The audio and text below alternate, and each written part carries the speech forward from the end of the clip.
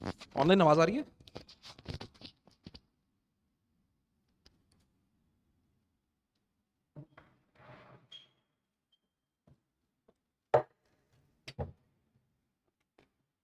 Great, करें start.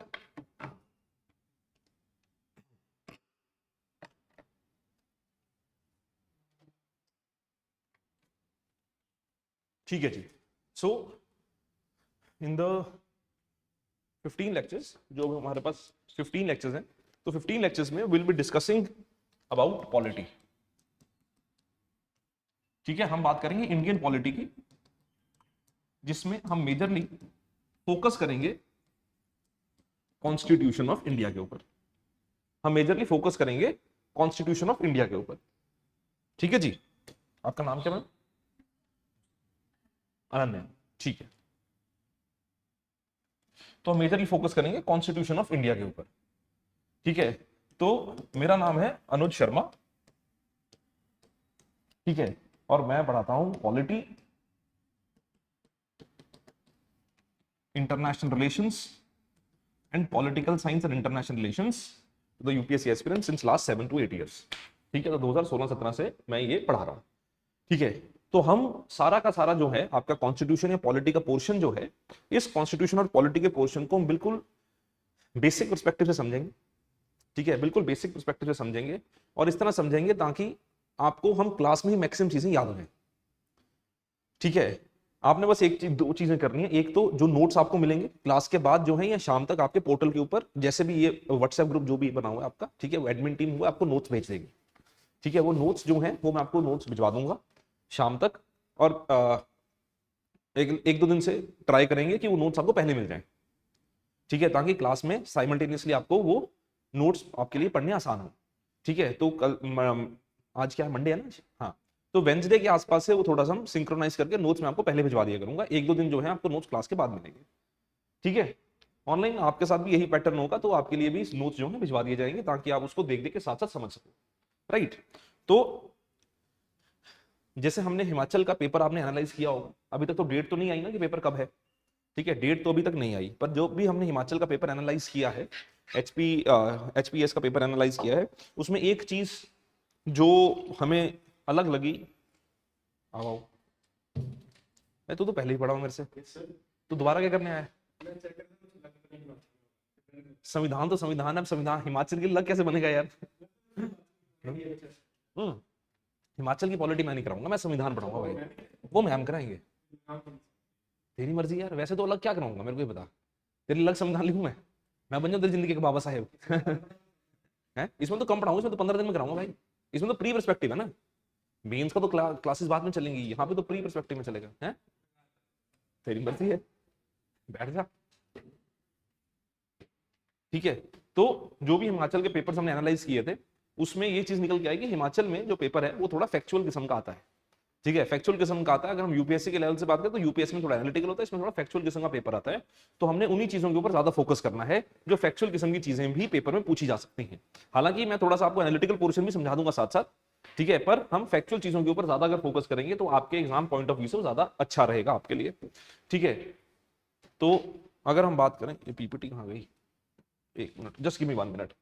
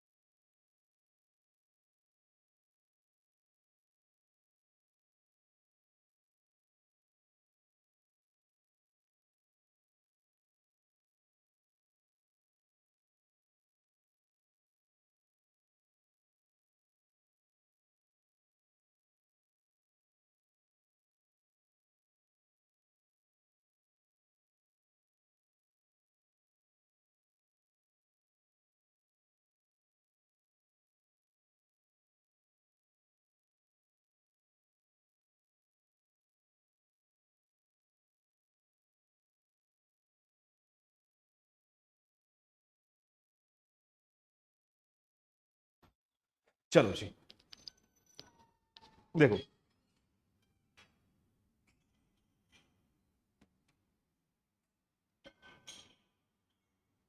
तो इसको करने दो, अब आगे सुनते हैं।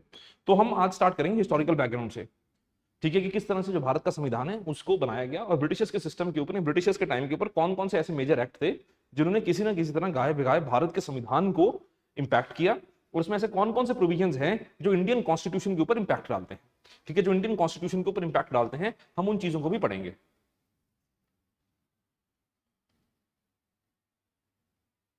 जल्दी करो यार।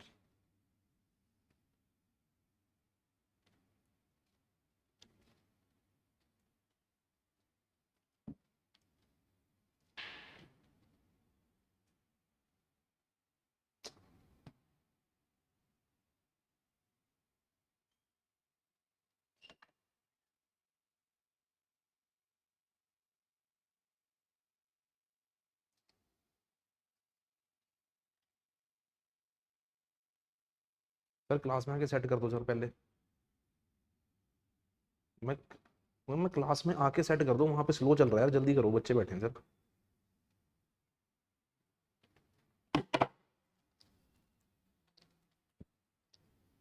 ठीक है देखो, तो जब सबसे पहले हम बात करेंगे हिस्टोरिकल बैकग्राउंड की, तो जब हम हिस्टोरिकल बैकग्राउंड की बात करते हैं, तो हिस्टोरिकल बैकग्राउंड में मेजरली जो प्रोसेस है वो स्टार्ट होता है, मेजरली जो प्रोसेस स्टार्ट होता है वो होता है एक्ट ऑफ 1773 से। ठीक है, ये रखना साथ में, पेन चाहिए मुझे साथ में। ठीक है, वो जो प्रोसेस है वो मेनली स्टार्ट होता है 1773 से। पर अपन अगर लोग 1773 से पहले की बात करें, तो 1773 से पहले क्या था, आप सबको पता होगा कि ब्रिटिशर्स इंडिया में आ गए थे 1600 के आसपास, उन्होंने पावर जो थी वो कैप्चर करनी शुरू कर दी थी। So when Britishers started to capture the power, उसके बाद क्या हुआ, ब्रिटिशर्स ने एक तरह से पहले आपका इकोनॉमिक सिस्टम में पावर कैप्चर करनी स्टार्ट करी, and gradually they move towards the political setup as well. ठीक है, कि gradually they move towards the political setup as well. ये पीपीटी नहीं है क्या? पीपीटी है ना ये तो।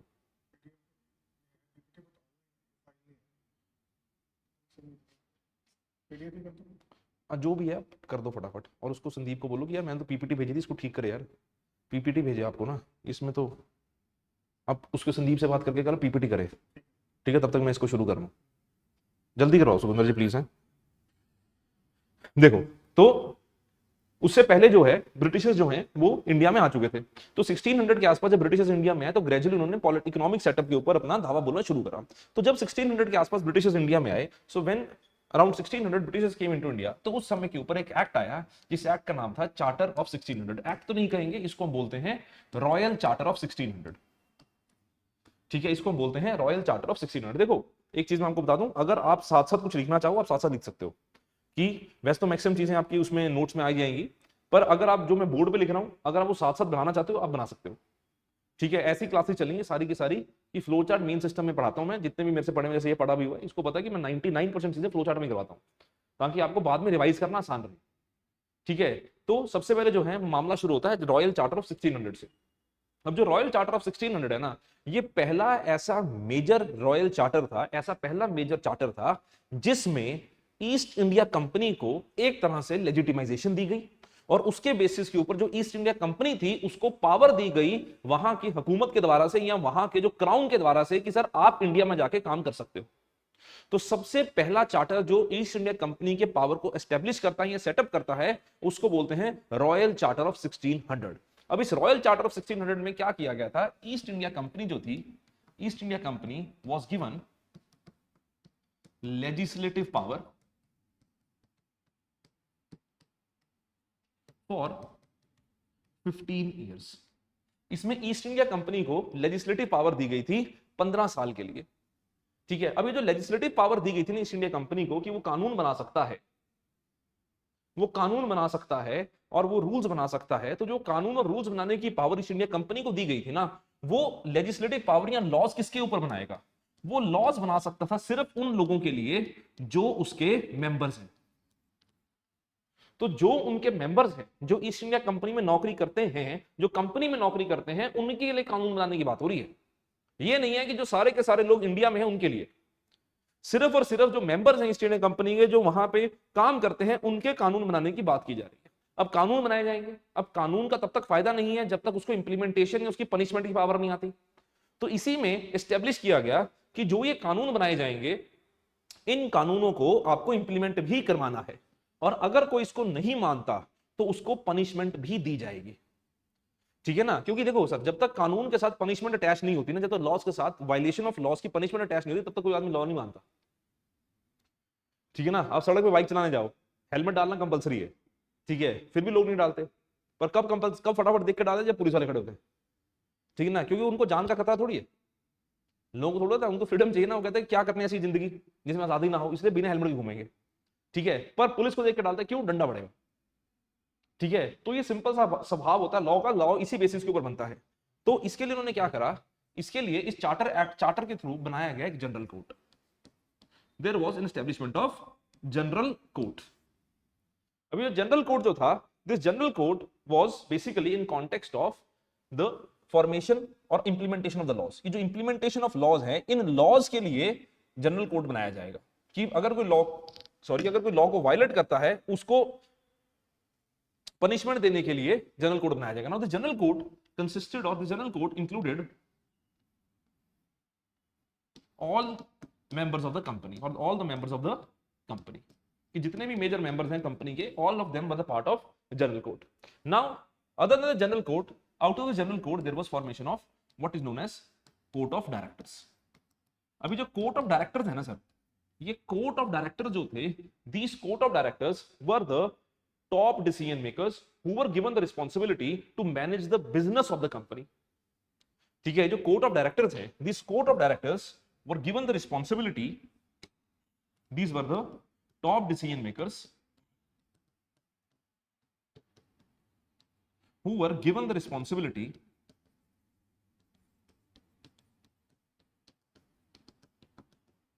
to manage business of the company, manage business of the company.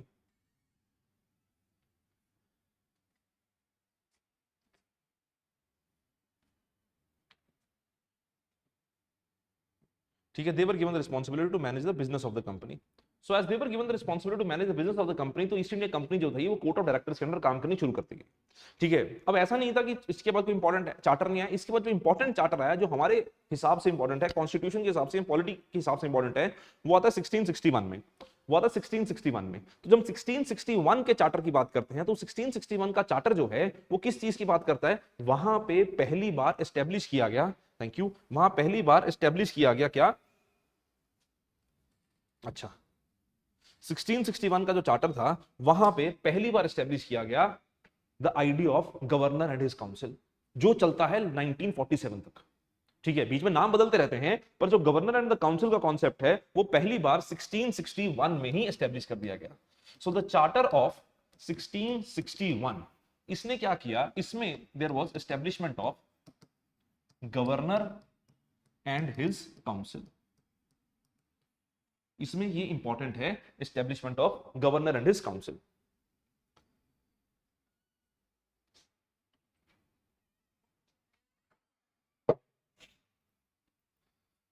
सो इसमें बात की गई establishment of governor and his council. So when there was the idea of establishment of governor and his council, तो इसके बाद क्या किया गया? So the governor and the council, they had the power to make laws. तो governor and the council, they had the power to make laws. ठीक है, जो पावर पहले दी गई थी ईस्ट इंडिया कंपनी को, उसमें से गवर्नर एंड काउंसिल को कहा कि भैया आप कानून बनाओगे। अब कानून बनाने की जो प्रक्रिया थी, या कानून बनाने की जो पावर थी ना, उसको भी एक्सपेंड किया गया। वो एक्सपेंड किस तरह किया गया, उस चीज को समझते हैं। कि पहले इन्होंने कहा कि जो कंपनी के मेंबर्स हैं उनके लिए कानून बनेगा। अब धीरे धीरे क्या हुआ कि कंपनी ने अपने पावर को इंक्रीज करना शुरू कर दिया। तो जब कंपनी अपनी पावर को इंक्रीज करना शुरू कर दिया, तो उन्होंने यहां पे फैक्ट्रीज एस्टेब्लिश करनी शुरू कर दी। ठीक है, क्योंकि माल इंपोर्ट एक्सपोर्ट का काम था, मेजर कंपनी का काम मेजर यही था पहले। ठीक है, इंपोर्ट एक्सपोर्ट का काम था मेजरली। अब उन्होंने यहां पे क्या करा कि सेटलमेंट्स बनानी शुरू कर दी कि यहां पे इंडियंस भी इंप्लॉय किया करेंगे। ठीक है, तो धीरे धीरे हुआ क्या कि उन्होंने जहां जहां पे उनका काम था, उसके आसपास उन्होंने एक तरह से बाउंड्री वॉल बनानी शुरू कर दी। ठीक है, कि यहीं पे उनकी फैक्ट्रीज होंगी और यहीं पे जो उनके लोग हैं जो उसमें काम करते हैं वो रहेंगे। इस चीज को बोलते हैं सेटलमेंट्स। अब जो लॉज बनाने थे पहले, वो किसके लिए एप्लीकेबल थे? वो सिर्फ एप्लीकेबल थे कंपनी के मेंबर्स के लिए। अब इन्होंने क्या कहा कि जो गवर्नर एंड द काउंसिल हैं, इनके पास लॉज बनाने की पावर है, किसके लिए? For all the people for all people living in settlements, कि जितने भी लोग इस सेटलमेंट के दरमियान रहते हैं, सेटलमेंट के अंदर रहते हैं, सबके लिए कानून बनाने की जो प्रक्रिया है या पावर है, वो गवर्नर और काउंसिल के पास है, और सबको मानना पड़ेगा। Everyone has to accept and everyone has to agree to that. ठीक है, फिर साथ ही साथ इन्होंने ये बोल दिया कि जो वही बात कि सर कानून बनाए तो मानने भी पड़ेंगे। ठीक है, अगर कानून बनाए हैं तो मानने भी पड़ेंगे। अब यही पावर जो है गवर्नर एंड काउंसिल को दी गई। They had power to punish for violation of laws,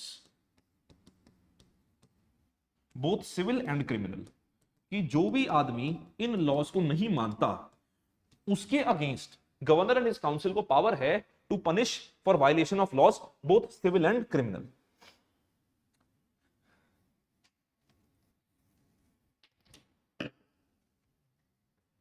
ठीक है, अब 1661 के बाद क्या हुआ कि धीरे धीरे जो था मुगल एम्पायर डिक्लाइन करता गया। ठीक है, कॉन्फेडरेसीज बनती जा रही थी, वो भी इतनी ज्यादा कोई पावरफुल नहीं थी, क्योंकि सबको ब्रिटिश एम्पायर चाहिए होता था, ब्रिटिशर्स चाहिए होता था युद्ध लड़ने के लिए। ठीक है, तो धीरे धीरे धीरे क्या हुआ कि मुगल जो ब्रिटिश थी उनकी पावर बढ़ती गई। इसके बाद इंपॉर्टेंट एक्ट आता है, इंपॉर्टेंट चार्टर आता है, चार्टर ऑफ 1726। ठीक है, बीच में और भी आए, वो आप मॉडर्न हिस्ट्री में करोगे, वो मॉडर्न हिस्ट्री रात सर आपको मॉडर्न हिस्ट्री कराएंगे, उसमें आप करोगे। ठीक है, अब हम बात करें चार्टर ऑफ 1726 की। जो चार्टर ऑफ 1726 आया ना, this charter of 1726 was important for the important transition for east India company, क्योंकि इसने क्या किया, इसने ईस्ट इंडिया कंपनी की पावर्स को बहुत ज्यादा सिग्निफिकेंटली एक्सपेंड कर दिया। अब हुआ क्या कि जो सेटलमेंट थी ना, वो सेटलमेंट्स बढ़ती गई। ठीक है, आपने ना एक शब्द सुना होगा, जब भी आप ईस्ट इंडिया कंपनी या ब्रिटिशर्स की बात नाम सुनते हो, आपने एक शब्द सुना होगा, जिस शब्द को बोलते हैं प्रेसिडेंसीज। ठीक है, 1726 के समय के ऊपर क्या हुआ, 1726 के समय के ऊपर सेटलमेंट्स जो थी, they got converted into presidencies. जैसे कि बंगाल की प्रेसिडेंसी बनी, मद्रास की प्रेसिडेंसी बनी, बॉम्बे की प्रेसिडेंसी बनी, बाद में जाके ये आपकी अवध के एरिया की, आगरा के आसपास की बन गई। ठीक है, पंजाब बन गया बाद में। तो ये सारी धीरे धीरे जो थी ये प्रेसिडेंसीज बनती गई। ठीक है, settlements got converted into presidencies. जो पहले governor and his council was for the settlement, then the governor and the councils were for the presidencies. तो गवर्नर एंड हिज काउंसिल्स की जो पावर थी वो बहुत ज्यादा एक्सपेंड कर दी गई, कि पहले आप 100 लोगों के ऊपर ध्यान रख रहे हो, अब आप एक पूरी प्रेसिडेंसी के ऊपर ध्यान रख रहे हो, वहां पे आपकी पावर है। ठीक है, तो गवर्नर और उसकी काउंसिल की जो पावर थी वो इंक्रीज कर गई, और इनके पास कौन सी पावर है, टू मेक द लॉज। अब हुआ क्या कि धीरे धीरे क्या देखा गया कि जो गवर्नर एंड काउंसिल हैं, ब्रिटिश ईस्ट इंडिया कंपनी के लोग ना बहुत ज्यादा पावरफुल हो गए, क्योंकि राजा महाराजा इनके पास भागे भागे आते थे कि सर हमें हमें राजा बनना है, हमें राजा बनना है। ठीक है, अब इतनी देर में क्या हुआ कि आप सबको पता होगा कि 1757 के आसपास कौन सी होगी, बैटल ऑफ प्लासी। ठीक है, 1764 में कौन सी होगी, बैटल ऑफ बक्सर। तो बैटल ऑफ प्लासी और बैटल ऑफ बक्सर जो है ना, ये बड़ी सिग्निफिकेंट मोमेंट्स हैं भारत के इतिहास की। इन्होंने पूरे के पूरे भारत के इतिहास का कोर्स ही चेंज कर दिया। ठीक है, और यहां से ये स्टैब्लिश हो गया कि भैया जो भी पहले पावर्स इंडिया में थी वो खत्म हो चुकी हैं, और एक ही जो चढ़ता हुआ सूरज है वो है ब्रिटिश। ठीक है, ब्रिटेन हुकूमत जो है यही चढ़ता हुआ सूरज है, इसी को सलाम करना पड़ेगा। तो इनकी पावर जो थी वो इंक्रीज हो गई। अब ना जितने ऑलमोस्ट 125 साल हो चुके हैं ब्रिटिशर्स को इंडिया आए हुए। अब इस दरमियान क्या हुआ कि बाकी सारी पावर डिक्रीज हो गई, और ब्रिटिशर्स ने बड़े दिमाग लगा के बाकी सबको बाहर कर दिया। अब इस समय के ऊपर राजे महाराजे भी ब्रिटिशर्स के साथ कोल्यूशन में है, काम कर रहे हैं, कभी इनके पास जाते हैं, और ये हजारों करोड़ पैसा कमा के जा रहे हैं, करोड़ों में पैसा लेके जा रहे हैं। पर पैसा लेके कौन जा रहा है, पैसा लेके क्या ब्रिटेन गवर्नमेंट लेके जा रही है, ब्रिटिश क्राउन लेके जा रहा है, या जो लोग यहाँ नौकरी कर रहे हैं वो लेके जा रहे हैं। तो पैसा लेके जा रहे हैं वो लोग जो यहाँ नौकरी कर रहे थे। अब यहाँ पे प्रॉब्लम क्या आनी शुरू हुई कि पूरे ब्रिटेन में पीछे शोर मचना शुरू हो गया। वो शोर क्या था कि लोगों ने बोला कि भैया जो ईस्ट इंडिया कंपनी से इंडिया जाता है वो अमीरों के वापस आ जाता है। सबका इंटरेस्ट इंडिया में आ गया कि हमने भी जाना है। ठीक है, अब ईस्ट इंडिया कंपनी जो थी ये थी तो अल्टीमेटली कंपनी। तो जब ईस्ट इंडिया कंपनी जो कंपनी थी, तो लोगों ने बोला कि सर हमें भी जाना है, हमें भी इंडिया जाने का मौका दो, हम भी पैसा कमाना चाहते हैं। अब यहां पे ना गड़बड़ शुरू हुई। अब गड़बड़ क्या हुई कि जब ईस्ट इंडिया कंपनी बनी थी, अब सर जो भी कोई कंपनी बनती है उसको पैसा तो चाहिए काम करने के लिए। अब ईस्ट इंडिया कंपनी में ना दो कोर्ट्स थे, one was court of proprietors, one was court of directors. Court of director जो थे वो तो मैंने आपको पहले बताया, जो इंडिया में आते थे और काम करते थे, जो ईस्ट इंडिया कंपनी को मैनेज करते थे। दूसरे थे court of proprietors, court of proprietors जो थे ना, they were basically majorly the investors, the trustees of the company, जिन्होंने पैसा डाला था। अब हुआ क्या कि जो कोर्ट ऑफ डायरेक्टर्स हैं वो अमीर हो जा रहे हैं, और कोर्ट ऑफ प्रोप्राइटर्स पैसा डाले जा रहे हैं, उनको रिटर्न नहीं आ रहा, और ईस्ट इंडिया कंपनी की फाइनेंशियल हालत बिल्कुल ही खत्म होने वाली है, ठीक है, वो प्रॉफिटेबल ही नहीं हो रही। तो कोर्ट ऑफ प्रोप्राइटर्स ने बोला कि भाई साहब ऐसा है, और ट्रस्टीज ने बोला कि यार हम पैसा डाल रहे हैं, हमें रिटर्न नहीं मिल रहा। जो आदमी इंडिया पैसा हम भेजते हैं, जिसको पैसा डाल के पैसा दे के उसको भेजते हैं कि जा इंडिया से पैसा कमा के ला, वो वापस आता है, वो अमीर होता है, वो नौकरी छोड़ता है, अपना काम शुरू करते हैं, हम फिर गरीब बैठे रहते हैं, हमारे को पैसे नहीं आ रहा। तो उन्होंने वो गए ब्रिटिश हुकूमत को, उन्होंने बोला, ब्रिटिश गवर्नमेंट को बोला कि भाई साहब आप जरा एक बार इंटरफेयर करके देखो, और देखो तो सही चल क्या रहा है। तो वहां से शुरू होता है administrative reform of British east India company and the entry of the British government into Indian territory. और इस वजह से पहला एक्ट आता है, जिस एक्ट को बोला जाता है द रेगुलेटिंग एक्ट ऑफ 1773। पहला एक्ट आता है जिस एक्ट को बोला जाता है द रेगुलेटिंग एक्ट ऑफ 1773। ठीक है, तो ये सारा बैकग्राउंड था जिसकी वजह से ब्रिटिश एडमिनिस्ट्रेशन और ब्रिटिश गवर्नमेंट ने इंडिया में घुसना शुरू किया। तो पहला एक्ट आया जिसको बोलते हैं रेगुलेटिंग एक्ट ऑफ 1773। अब जो रेगुलेटिंग एक्ट ऑफ 1773 है, इस रेगुलेटिंग एक्ट ऑफ 1773 का वापिस आएंगे इसके ऊपर। रेगुलेटिंग एक्ट ऑफ 1773 की अगर हम बात करें तो रेगुलेटिंग एक्ट ऑफ 1773 नाम से पता लगता है, ठीक है। इसके मैं सारे नोट्स दूंगा, आपको टेंशन नहीं लेनी, आप सिर्फ समझ लो, ठीक है। अगर आपको कुछ लिखना चाहते हो लिख लेना। ये सारे जितने भी नोट्स हैं आपको पीडीएफ फॉर्म में मिल जाएंगे। स्लाइड्स तो नहीं मिलेंगी, पढ़ना आसान नहीं रहता क्योंकि स्लाइड ज्यादा हो जाती है, नोट्स में छोटा होता है, ठीक है। सारे फॉर्म के नोट्स, जितने भी नोट्स हैं, मैंने आपको पहले बोला जितने भी नोट्स हैं आपको सारे मिलेंगे, ठीक है। वो आपका जो व्हाट्सएप ग्रुप बना है उसमें आपको भेजे जाएंगे। ये जो भी पोर्टल है, अक्षर सर को पता है, मुझे आइडिया नहीं इस चीज का, ही विल बेसिकली डिसाइड कि कैसे नोट्स भेजे जाएंगे and you will be informed, ठीक है। तो रेगुलेटिंग एक्ट ऑफ 1773। अब रेगुलेटिंग एक्ट ऑफ 1773 की अगर हम बात करें तो इसके नाम में ही रेगुलेशन, इसका नाम ही रेगुलेटिंग एक्ट है। रेगुलेटिंग एक्ट का मतलब क्या हुआ कि ब्रिटिश गवर्नमेंट को पहली बार कहा गया, British government ultimately for the first time started to regulate the affairs of East India company. इसमें डायरेक्ट कंट्रोल नहीं आया, इन्होंने ये नहीं बोला कि हम पूरा कंट्रोल कर लेंगे, इन्होंने ये नहीं बोला, इन्होंने बोला कि भाई हम रेगुलेट करेंगे, हम ध्यान रखेंगे कि चल क्या रहा है। तो ये जो रेगुलेटिंग एक्ट ऑफ 1773 आया, इस रेगुलेटिंग एक्ट ऑफ 1773 में ब्रिटिश पार्लियामेंट ने फॉर द फर्स्ट टाइम, इसमें आपने ध्यान का रखना है कि it was for the first time the British government to control and regulate East India company. पहली बार इन्होंने इस चीज के ऊपर फोकस किया कि किस तरह से ईस्ट इंडिया कंपनी जो है उसको सुधारा जा सकता है। क्यों? क्योंकि भैया फाइनेंशियल करप्शन बहुत ज्यादा है, ठीक है। तीसरा, ब्रिटिश गवर्नमेंट का इंटरेस्ट जो था वो बहुत ज्यादा इंक्रीज हो चुका था इंडियन टेरिटरीज में, ठीक है। और चौथा ये था कि जो वहां की कंपनीज ऑलरेडी काम कर रही थी ब्रिटेन में, उनको भी मैनेज करना था, ठीक है। Everyone wanted to enter into India, ठीक है। जो बाकी प्राइवेट कंपनीज थी वो भी बार बार कभी ब्रिटिश क्राउन के पास आ रही थी, कभी ब्रिटिश गवर्नमेंट के पास आ रही थी कि हमें भी इंडिया में घुसने का मौका दो। किशोर यार ये सारा अक्षर सर को पता है यार, मेरे को इस चीज का आइडिया नहीं है किशोर, ठीक है। आप अक्षर सर से बात कर सकते हो, he will basically answer all this technical and administrative questions, ठीक है। एकेडमिक क्वेश्चंस मेरे से पूछ लो पॉलिटी के, बाकी ऑब्वियसली नहीं, पर बाकी जो टेक्निकल क्वेश्चंस और आपके एडमिनिस्ट्रेटिव क्वेश्चंस है कि सर ये कहां मिलेगा, लेक्चर कहां मिलेगा, नोट्स कहां मिलेंगे, और भी एक दो जानों ने ये लिखा हुआ है, ये अक्षर सर से मैसेज कर लो यार, ठीक है। He is the best person to answer these questions, ठीक है। तो रेगुलेटिंग एक्ट की हम बात करें तो यहां पे ब्रिटिश एडमिनिस्ट्रेशन ने कहा कि सर हम इंप्रूव करेंगे ईस्ट इंडिया कंपनी को, तो पहली बार एक्ट किया गया। इसमें दूसरी इंपॉर्टेंट चीज क्या करेगी, इसमें दूसरी इंपॉर्टेंट चीज ये करी गई दैट इसने it designated the governor of Bengal as the governor general of Bengal. यहां पे टाइटल चेंज कर दिया गया गवर्नर ऑफ बंगाल का। The title of governor of Bengal was change to governor general of Bengal, ठीक है, गवर्नर जनरल ऑफ बंगाल। और इस पहले गवर्नर जनरल बने लॉर्ड वॉरेन हेस्टिंग्स। अब sir governor general of Bengal और गवर्नर ऑफ बंगाल में अंतर क्या है, इस चीज को ध्यान से सुनना। बाकी सब जगह गवर्नर ही है, मद्रास की बात करें, बॉम्बे की बात करें, वहां गवर्नर है। बंगाल में गवर्नर नहीं है, बंगाल में गवर्नर जनरल है। अब गवर्नर जनरल जो थे ना, गवर्नर जनरल को पावर क्या दी गई that only governor general had the power to take decisions, had the power to take decisions for war and peace, कि अगर युद्ध करना है कि नहीं करना है, ये फैसला कौन लेगा, गवर्नर जनरल।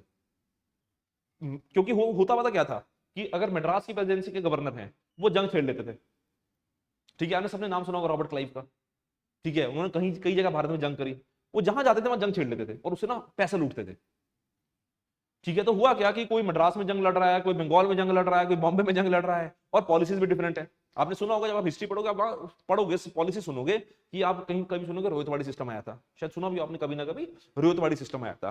कोई आपने सुना होगा महलवाड़ी सिस्टम आया था, आपने सुना होगा परमानेंट सेटलमेंट आया था। ये तीनों अलग अलग रीजन्स की है, ठीक है ना। ये तीनों अलग अलग रीजन की पॉलिसी क्यों है? क्योंकि हर जगह पे अलग गवर्नर थे और उनकी काउंसिल थी, वो अपने अनुसार पॉलिसी बना देते थे, क्योंकि एक ना होलिस्टिक पॉलिसी नहीं थी, ऑल ओवर इंडिया पॉलिसी नहीं थी। वो ऑल ओवर इंडिया पॉलिसी बनाने की जो स्टार्टिंग है ना, वो यहां से की गई 1773 से, ठीक है ना। तो गवर्नर जनरल के पास पावर थी to take decisions of war and peace, ठीक है। और उसके अलावा जो गवर्नर ऑफ बॉम्बे थे, मद्रास थे ना, they were made subordinate to the governor general of Bengal, कि you will be answerable to governor general of Bengal,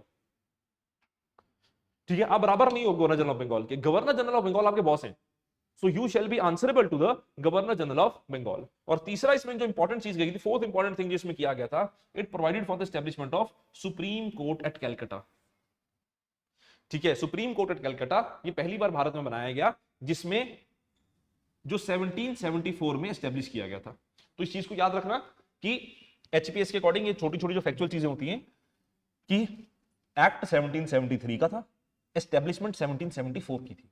क्योंकि मैं देख रहा था पेपर, उसमें ना उन्होंने वो पूछे हुए, क्या कहते हैं उसे, किसी स्कीम का अमाउंट पूछा हुआ था। अगर आपने पीवाईक्यूज देखे हो कि 5500 करोड़ था, 5600 करोड़ था। एक बार मुझे याद है, मैंने एक बार हिमाचल का पेपर दिया हुआ, बहुत साल हो गए, ठीक है। मैंने एक बार हिमाचल का पेपर दिया हुआ है और मुझे नहीं याद कौन सा साल है, क्योंकि काफी साल हो गए। तो उसमें ना मेरे को एक ही क्वेश्चन था, तो मैंने पहली बार हिमाचल का पेपर दिया, तो मेरे को लगा था मैं यूपीएससी की तैयारी करता हूँ, हिमाचल का पेपर सेम सेम तो होता है, ठीक है। तो मैं पहली बार पेपर देने गया हिमाचल का, शिमला में सेंटर भरा था मैंने, ठीक है। कई सारे मित्र थे, हम 4-5 मित्र थे, बेसिकली हम तो घूमने गए थे, क्योंकि अभी तो 30 पोस्ट आई ना, उस टाइम 7 थी, सिर्फ 7 पोस्ट थी उस टाइम टोटल, 7 या 11 पोस्ट थी। तो हमें लगा हम तो घूमने जा रहे हैं, छुट्टी मनाएंगे, आराम से शिमला जाएंगे, ठीक है। 2 सीरियस थे उसमें से, बाकी हम तो मजा करने गए थे, ठीक है। टू बी वेरी फ्रैंक, झूठ बोलने की कोई बात नहीं, इसमें हम तो मजे करने गए थे। तो हुआ क्या, उसमें एक क्वेश्चन आया था, क्योंकि एचपीजी के मुझे आती नहीं थी, ठीक है। एचपीजी के मुझे मेरे दोस्त ने मुझे बोला कि पेपर भर दे, मैं कहा भर देते हैं, क्योंकि मैंने हिमाचल का पेपर, उसके बाद में पीसीएस दिया, एचसीएस दिया, यूपीएससी दिया, ये सारे पेपर दिए, बाकी पेपर मैंने हिमाचल का पेपर नहीं दिया था, एक ही बार दिया। उसमें क्वेश्चन आया, उसमें ना क्वेश्चन जो आया, उस क्वेश्चन से मुझे पता लगा कि अगली बार मैंने हिमाचल का पेपर क्यों नहीं दिया। वो मैं रीजन बता रहा हूं आपको, कि उस पेपर में क्वेश्चन आया कि प्रधानमंत्री फसल बीमा योजना was launched on 15th Feb, 15th January, 16th Feb, 16th जनवरी। तो मुझे लगा कि यार ये नहीं हुआ, ठीक है। और मेरा जो एक दोस्त था, उसमें से दो जो सीरियस थे पेपर को लेके, उनमें से एक का सिलेक्शन भी हुआ, ठीक है। और एक ने मेंस लिखा, उसका सिलेक्शन नहीं हुआ, पर एक ने मेंस लिखा, ठीक है। वो जरूर हुआ, पर हाँ हमें नहीं था, तो हमारा उस टाइम पीसीएस की तरफ ध्यान था, क्योंकि पीसीएस भी आने वाला था, ठीक है। तो मैं इसलिए आपको बता रहा हूं कि ये चीजें आपको एचएएस के लिए ये ध्यान में रखनी है कि 1773 का एक्ट था, 1774 का में एस्टेब्लिश किया गया था, ठीक है। पर थोड़ा सा पिछले 2 साल से मैंने ये भी एनालाइज किया कि पिछले 2 साल से थोड़ा सा लेवल अपग्रेड किया, ठीक है। इस चीज को आप देखें, तभी मैं बार बार पीवाईक्यूज का रेफरेंस लूंगा, और मैं आपको ये सजेस्ट करूंगा कि जैसे जैसे आपका टॉपिक होता जाएगा, जैसे जैसे आपका कंपोनेंट होता जाएगा, आप सारे पीवाईक्यूज पिछले 10 साल के सॉल्व कर लेना, ठीक है। क्योंकि उससे आपको अंदाजा पता लग जाएगा कि आप सही जा रहे हो कि गलत जा रहे हो, ठीक है। बड़ा इंपॉर्टेंट है, सिर्फ पढ़ना इंपॉर्टेंट नहीं है, पीवाईक्यू सॉल्व करना भी उतना ही इंपॉर्टेंट, जितना इंपॉर्टेंट पढ़ना है। तभी आपको पता लगेगा कि आप तैयारी, क्योंकि ना इसमें बहुत सारे ना स्टेट सर्विस में एक मिथ बन जाती है कि यूपीएससी वाले बच्चे आते हैं, वो बैठ जाते हैं और उनको लगता है कि हो ही जाएगा हमारा। तभी मैंने आपको अपना एग्जांपल दिया कि ऐसे नहीं होता, देखना पड़ता है कि किस चीज का पेपर देने जा रहे हो, ठीक है ना। अगर पाकिस्तान से जंग लड़ने जा रहे हो, चाइना वाला हथियार नहीं लेके जाओगे, ठीक है, और एंड वाइस वर्सा, ठीक है। तो इस चीज का ध्यान रखना कि अगर हिमाचल का पेपर देना, तो हिमाचल के पीवाईक्यूज ज्यादा इंपॉर्टेंट है कंपेयर टू यूपीएससी की पीवाईक्यूज इस केस में, ठीक है। बात समझ आ रही मेरी, हाँ या ना, ठीक है ना। ऑनलाइन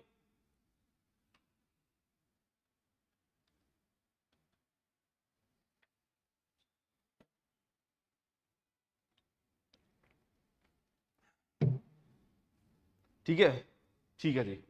और ऑफलाइन थोड़ा बोलते रहना, मेरे साथ बात करते रहना, ठीक है। मैं पूछूं हाँ या ना, ये समझ आया तो मेरे को बता देना, ऐसे शांत मत बैठना, वैसे शांत क्लास में पढ़ाया नहीं जाता, ठीक है। इसलिए इंटरेक्शन बड़ा जरूरी है ऑनलाइन। हाँ चंचल, चंचल हाँ जैसे मर्जी कर लो यार, टॉपिक वाइज करना टॉपिक वाइज कर लो, ठीक है। चलो, तो पहला एक्ट तो आया था 1773 का एक्ट। तो 1773 के एक्ट के बाद दूसरा एक्ट आया, पिट्स इंडिया एक्ट ऑफ 1784, ठीक है। पर उससे इंपॉर्टेंट एक और बीच में एक्ट आया था, जो था act of amending act of 1781। अभी अमेंडिंग एक्ट ऑफ 1781 आपको बहुत ज्यादा मिलता नहीं है, ठीक है। इसलिए मैं आपको थोड़ा सा इसमें रेफरेंस दे देता हूं, ये ज्यादा जगह पे आपको दिया नहीं जाता, इसलिए मैं आपको रेफरेंस दे रहा हूं। जो मैंने नोट्स दूंगा आपको आज शाम को मिलेंगे, उसमें दिया हुआ है, ठीक है। उसमें मैंने डाला हुआ है अमेंडिंग एक्ट ऑफ 1781। अब अमेंडिंग एक्ट ऑफ 1781 जो था ना, ये बेसिकली रेगुलेटिंग एक्ट में अमेंडमेंट करता है, ठीक है। ये रेगुलेटिंग एक्ट के अमेंडमेंट को देखता है, और ये देखता है कि किस तरह से जो रेगुलेटिंग एक्ट है उसमें प्रॉब्लम्स है, क्योंकि रेगुलेटिंग एक्ट ने सारा काम सुधारा नहीं। अब रेगुलेटरी एक्ट में जब सारा काम सुधारा नहीं तो उस चीज को रिजॉल्व करने के लिए आया आपका अमेंडिंग एक्ट ऑफ 1781। अभी जो अमेंडिंग एक्ट ऑफ 1781 है, इसने क्या किया, जैसे देखो पहली लाइन से आपको पता लग जाता है, to rectify the defects of regulating act of 1773। ठीक है, British parliament pass the amending act of 1781। अब इसने क्या किया, क्योंकि ना अब गवर्नर जनरल और जो उनकी काउंसिल थे उन्होंने कहा कि सर अगर हम सुप्रीम कोर्ट के सामने हम भी वैसे ही आंसर बना जैसे बाकी लोग हैं, तो हमें और उनमें फर्क क्या रहेगा, पावर कैसे डिस्ट्रीब्यूट होगी, और हमें पता कैसे लगा कि हम बॉस हैं। तो इसने क्या किया, this exempted the governor general and his council from the jurisdiction of the supreme court for the acts done by them in their official capacity. ठीक है, इन्होंने बोला कि जो ब्रिटिश के governor general of and his council है और जो ब्रिटिश एडमिनिस्ट्रेशन के लोग वहां पे काम कर रहे हैं, सिर्फ ब्रिटिशर्स, बाकी नहीं, ब्रिटिशर्स, उनको एग्जम्पशन है। अगर वो अपने ऑफिशियल कैपेसिटी में काम करते हैं तो उनको एग्जम्पशन है, they shall not be treated in front of और there will no trial in front of the supreme court of India. उसके लिए they shall be answerable way back in England. जवाबदेही होगी, पर इंडिया में नहीं होगी, ब्रिटेन में होगी। उनके लिए ब्रिटेन में अलग से कोड बनाया जाएगा। ठीक है, उनके लिए ब्रिटेन में अलग से कोड बनाया जाएगा, वो यहां पे लिख दिया गया। फिर उन्होंने कहा, क्या कहा गया कि उन्होंने कहा कि यार this excluded the revenue matters and the matters arising in the collection of the revenue from the jurisdiction of the supreme court, कि फाइनेंशियल मैटर्स को सुप्रीम कोर्ट जवाब नहीं हुआ। ठीक है, फाइनेंशियल मैटर्स के लिए सुप्रीम कोर्ट सवाल नहीं पूछेगा, सुप्रीम कोर्ट मेजरली सिर्फ चेक करेगा सिविल और क्रिमिनल मैटर्स। अगर उसमें कोई कंपनी के रेवेन्यू रिलेटेड मैटर्स आ रहे हैं, वो revenue related matters again answerable were in England. ठीक है, तो ये थोड़े से इन्होंने जो चेंजेस थे वो इन्होंने करने की कोशिश करी। पर इंपॉर्टेंट एक्ट क्या आया, इंपॉर्टेंट एक्ट जो है वो था पिट्स इंडिया एक्ट ऑफ 1784। अभी जो पिट्स इंडिया एक्ट ऑफ 1784 है ना, ये क्यों आया, क्योंकि रेगुलेटिंग एक्ट ऑफ 1773 से कोई फर्क नहीं पड़ा। तो जब रेगुलेटिंग एक्ट ऑफ 1773 से कोई फर्क नहीं पड़ा, उस चीज को इंप्रूव करने के लिए आया पिट्स इंडिया एक्ट ऑफ 1784। अभी जो पिट्स इंडिया एक्ट ऑफ 1784 है ना, ये पहली बार ऐसा था कि ब्रिटिश एडमिनिस्ट्रेशन और ब्रिटिश पार्लियामेंट और ब्रिटिश गवर्नमेंट ने कहा आज से भारत हमारा। ठीक है, ये पिट्स इंडिया एक्ट ऑफ 1784 था, जिसमें for the first time it was declared that East India Company's territories in India are the British possessions in India। ठीक है, इसमें ये कहा गया, पहली बार डिसाइड किया गया कि ईस्ट इंडिया कंपनी की जो टेरिटरीज हैं they are the British possessions in India।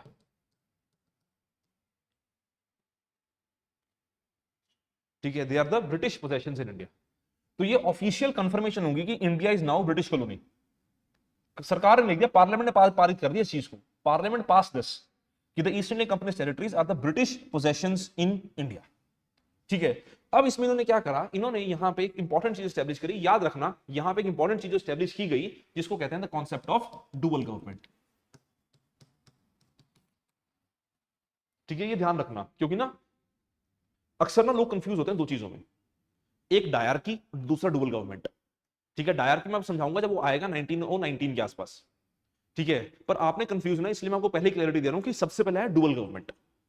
ठीक है, डुअल गवर्नमेंट क्या होता है, अगर हम डुअल गवर्नमेंट को समझें कि what is basically dual government, तो डुअल गवर्नमेंट जो 1784 में आया, डुअल गवर्नमेंट जो 1784 में आया, इसमें इन्होंने क्या करा, इसमें इन्होंने दो गवर्नमेंट एस्टेब्लिश करी। Two governments were established. One was the court of directors। ठीक है, एक तो थे कोर्ट ऑफ डायरेक्टर्स जो पहले चलते आ रहे थे। ठीक है, and the second was bored of control. One was court of directors, second was the board of control. अब जो कोर्ट ऑफ डायरेक्टर्स थे ना, this court of directors, this was basically given the power of trade and administration, कि जो trade and commerce का काम है, वो ट्रेड एंड कॉमर्स का काम जो है वो ये करेंगे। तो यहां भी इन्होंने एक तरह से क्या करा ना, इस एक्ट में उन्होंने डीब्यूरोक्रेटाइजेशन किया, डीब्यूरोक्रेटाइजेशन किया। जो ब्यूरोक्रेटाइजेशन ऑफ पावर थी, सेंट्रलाइजेशन ऑफ पावर थी ना, उसको ब्रेक डाउन किया गया कि एक आदमी सब कुछ कंट्रोल नहीं करेगा। ठीक है, क्योंकि अगर एक आदमी सब कुछ कंट्रोल कर रहा है तो आंसरेबिलिटी नहीं होती है, और उसको लगता है कि मैं अपने हिसाब से चीजें मैनेज करूंगा। तो उन्होंने बोला कि नहीं सर, ऐसा नहीं होगा।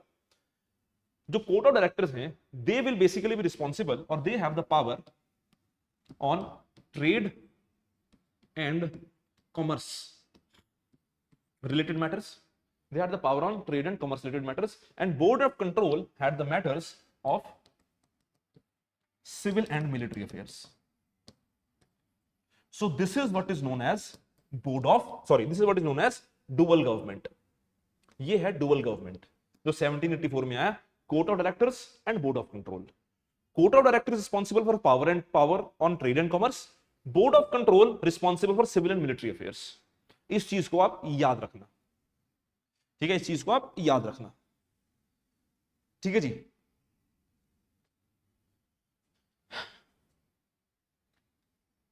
चलें आगे, ठीक है।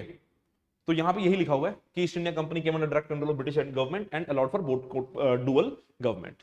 फिर आता है चार्टर एक्ट ऑफ 1793, ठीक है। Then there was charter act of 1793। अब देखना सर, आप ना अब यहां पे आप क्या एक चीज, एक पैटर्न नोटिस करोगे। वो पैटर्न क्या नोटिस करोगे आप चार्टर एक्ट ऑफ 1793 के बाद, कि पहले आया चार्टर एक्ट ऑफ 1793, फिर आता है चार्टर एक्ट ऑफ 1813, फिर आता है चार्टर एक्ट ऑफ 1833, और फिर आता है द चार्टर एक्ट ऑफ 1853। इसमें क्या पैटर्न है, कॉमनलिटीज क्या है? 20 इयर्स गैप, ठीक है। वो 20 इयर्स गैप का रीजन है, वो 20 ईयर गैप का रीजन क्या है, इसलिए ध्यान रखना। मैं आपको क्यों बता रहा हूं रीजन, कि आपको याद रहेगा कि अगला एक्ट कौन सा आया था, बाय चांस अगर आप कंफ्यूज हो जाओ। तो इसका कॉमनलिटी 20 इयर्स गैप है। वो 20 इयर्स गैप का रीजन क्या है? क्योंकि हर इस एक्ट में यह लिखा जाता था कि East India company power to legislate has been increase for 20 years. अब 20 साल बाद देखेंगे, 1793 में कहा गया कि 20 साल तक आपको पावर दे दी गई। अब 20 साल बाद देखेंगे, 1813 में कह दिया गया कि 20 साल तक आपको पावर दे देगी। फिर 1833 में देखेंगे, 1833 में कह दिया गया 20 साल बाद पावर देखेंगे। फिर 1853 आया, 1853 में भी कहा था 20 साल बाद देखेंगे, पर 1857 में रिवोल्ट हो गया। अगर वो रिवोल्ट ना होता तो 1873 में अगला एक्ट आता। बात समझ में मेरी, हाँ या ना? तो ये पॉइंट याद रखना, जिसके बेसिस के ऊपर आपको ये सारे साल याद रहेंगे, ठीक है। ये पॉइंट याद रखोगे तो सारे साल याद रहेंगे कि 20 ईयर एक्सटेंशन दे जाते थे to the legislative power of East India company, ठीक है। चलो, हमने पहली क्लास भी लगाई थी, जो पहले लगी थी इससे 11 बजे वाली नहीं लगाई, उसमें भी तो चल रहा है एनवायरमेंट, वो भी लगा लो। एनवायरमेंट इंपॉर्टेंट होता है, हिमाचल में तो क्वेश्चन आते हैं एनवायरमेंट के, है ना। छोटे छोटे सब्जेक्ट को लाइट नहीं लेना, ये नहीं सोचना छोटा सब्जेक्ट है वो, क्वेश्चन आते हैं एनवायरमेंट के, वो भी लगा लो, ठीक है। और ये 2 बजे वाला तो वैसे थोड़ा सुस्ती का समय होता है ना। 2 बजे वाला वैसे थोड़ा सुस्ती का समय होता है, तो खाना खुना खा के आते हैं सारे, ठीक है। तभी वो बार बार पानी खोल के पी रहा है, उसको लग रहा है नींद ना आ जाए, ठीक है।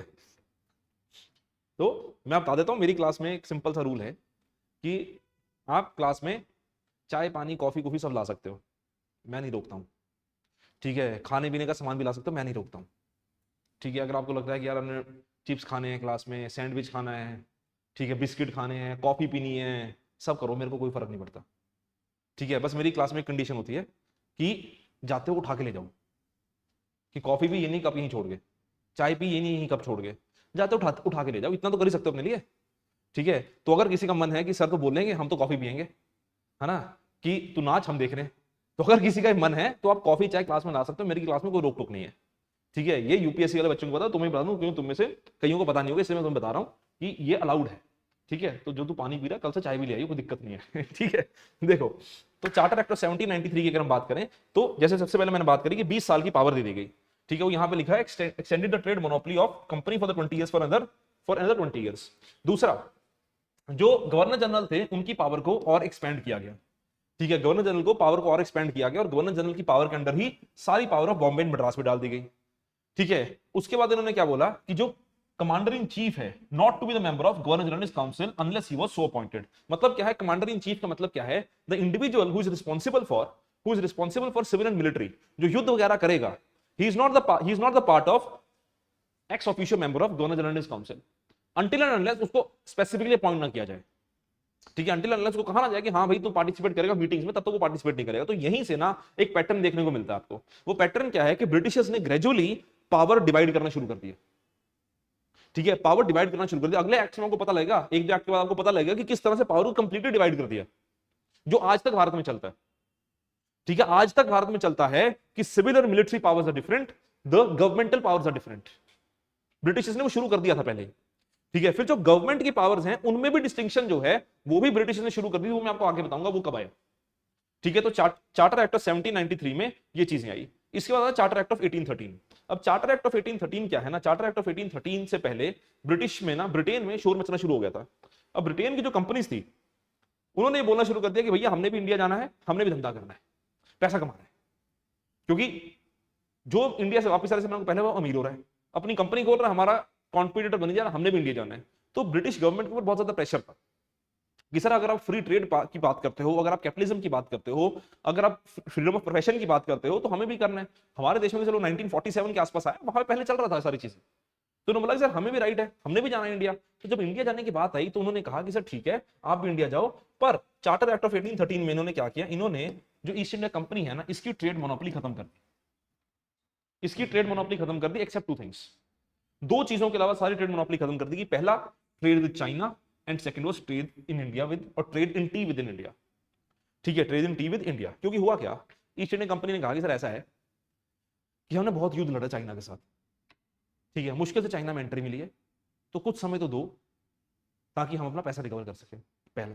दूसरा, इन्होंने अभी अभी तो चाय के बगान बनाने शुरू किए थे, कह रहे सर हमें तो 50 साल हो गए ट्राइबल से लड़ते हुए, ठीक है। फिर हमने प्लान बनाया, हमने क्रिश्चियन मिशनरीज बताए कि जाओ सर उनको बताओ कि भगवान देख रहा है, ठीक है। हमने कन्वर्जन करनी शुरू करी, फिर धीरे धीरे हमने जमीन पकड़नी शुरू करी। तो जब हमने जमीन पकड़नी शुरू करी, हमने चाय के बगान बनाने शुरू किए। अब आप आगे कह रहे हो कि सर हमें ट्रेड करने दो, तो क्या कुछ समय तो दो। तो ब्रिटिश गवर्नमेंट ने कहा कि बिल्कुल सही कह रहे हो, जितनी भी कंपनीज अब से इंडिया जाएंगी वो हर चीज में ट्रेड कर सकती हैं सिवाय दो चीजों के, trade with China and trade in T. बाकी किसी भी चीज में ट्रेड करो, उसमें कोई रोक टोक नहीं है। तो 1813 में ईस्ट इंडिया कंपनी की जो ट्रेड मोनोपोली थी उसको खत्म कर दिया गया। उसके साथ एक बड़ा इंपॉर्टेंट जो यहां पे एंट्री हुई वो थी दो चीजों की, एक एजुकेशन, दूसरा रिलीजन। ठीक है, यहां पे डिसाइड किया गया कि प्रति साल 1 लाख रुपया स्पेंड किया जाएगा इंडियन एजुकेशन के ऊपर। ठीक है, एजुकेशन, इंडियन एजुकेशन का ये मतलब नहीं है कि उनको पढ़ाया जाएगा जो मन कर रहा है, नहीं नहीं, जो हमें लग रहा है वो हम पढ़ाएंगे। ठीक है, आपने शायद फेमस स्टेटमेंट सुनी होगी कि by blood they should be Indians, in taste they should be British. ठीक है, पता नहीं लॉर्ड मैकॉले या किसकी स्टेटमेंट थी, मेरे को एग्जैक्टली याद नहीं, इसलिए मैं नाम नहीं बता रहा हूं आपको। ठीक है, that I want people who should be by taste they should be Europeans या ब्रिटिश, और in blood they should be Indians. ठीक है, तो 1 लाख रुपया स्पेंड करने की बात की गई कि प्रति साल 1 लाख रुपया इंडियन स्पेंड करेंगे एजुकेशन के ऊपर, जो हम चाहते हैं वैसे पढ़ाएंगे। दूसरा, क्रिश्चियन मिशनरीज, इनको कहा कि सर आपको फ्रीडम है, जहां जाना जाओ, एनलाइटनमेंट फैलाओ। ठीक है, एनलाइटनमेंट फैलाओ। तो ये दो मेजर चीजें थी जो 1813 के एक्ट में इंट्रोड्यूस करी गई, 1813 के एक्ट में इंट्रोड्यूस करी गई थी। फिर आता है act of 1833। Now, Act of 1833 was basically considered to be the final step towards centralization। कि जो centralization का मतलब क्या है कि जो आपके subordinate presidencies थी ना, उनकी पावर को रिड्यूस किया जा रहा था। ठीक है, जैसे हमने पहले शुरू कर दिया था। अब यहां पे क्या करा गया कि जो governor of Bombay and Madras है, यहां पे पता लगता है आपको कि governor of Bombay and Madras, their legislative powers were taken away. उनको कहा गया अब तुम लॉ नहीं बना सकते अपने लिए, तुम्हारे लिए कानून भी बंगाल में बैठा हुआ आदमी बनाएगा, तुम अपने लिए कानून नहीं बना सकते, तुम्हारा काम है सिर्फ फॉलो करना। ठीक है, तुम्हारा काम है इंप्लीमेंटेशन पे ध्यान देना, फॉलो करना। ठीक है, अब कह रहे कि sir governor general of Bengal बताएंगे, कह रहे नहीं नहीं sir, governor general of Bengal नहीं बताएंगे, गवर्नर जनरल ऑफ इंडिया बताएंगे। ठीक है, यहां पे गवर्नर जनरल ऑफ इंडिया बताएंगे। तो 1833 के एक्ट में जो गवर्नर जनरल ऑफ बंगाल था उसको गवर्नर जनरल ऑफ इंडिया बना दिया। ठीक है, तो भारत में जो पहले गवर्नर जनरल ऑफ इंडिया बने उनका नाम था Lord William Bentinck. Lord William Bentinck became the first governor general of India. इनको कहा गया कि सर हम बताएंगे कि आपने काम क्या करना है, इसके अलावा कोई नहीं बताएगा, और सारी पावर इनको दे दी गई। All the power was given to the governor general of India. ठीक है, मोर ओवर इसमें इन्होंने और क्या किया, इसमें जो ट्रेड मोनोपोली थी, the trade monopoly was also taken away.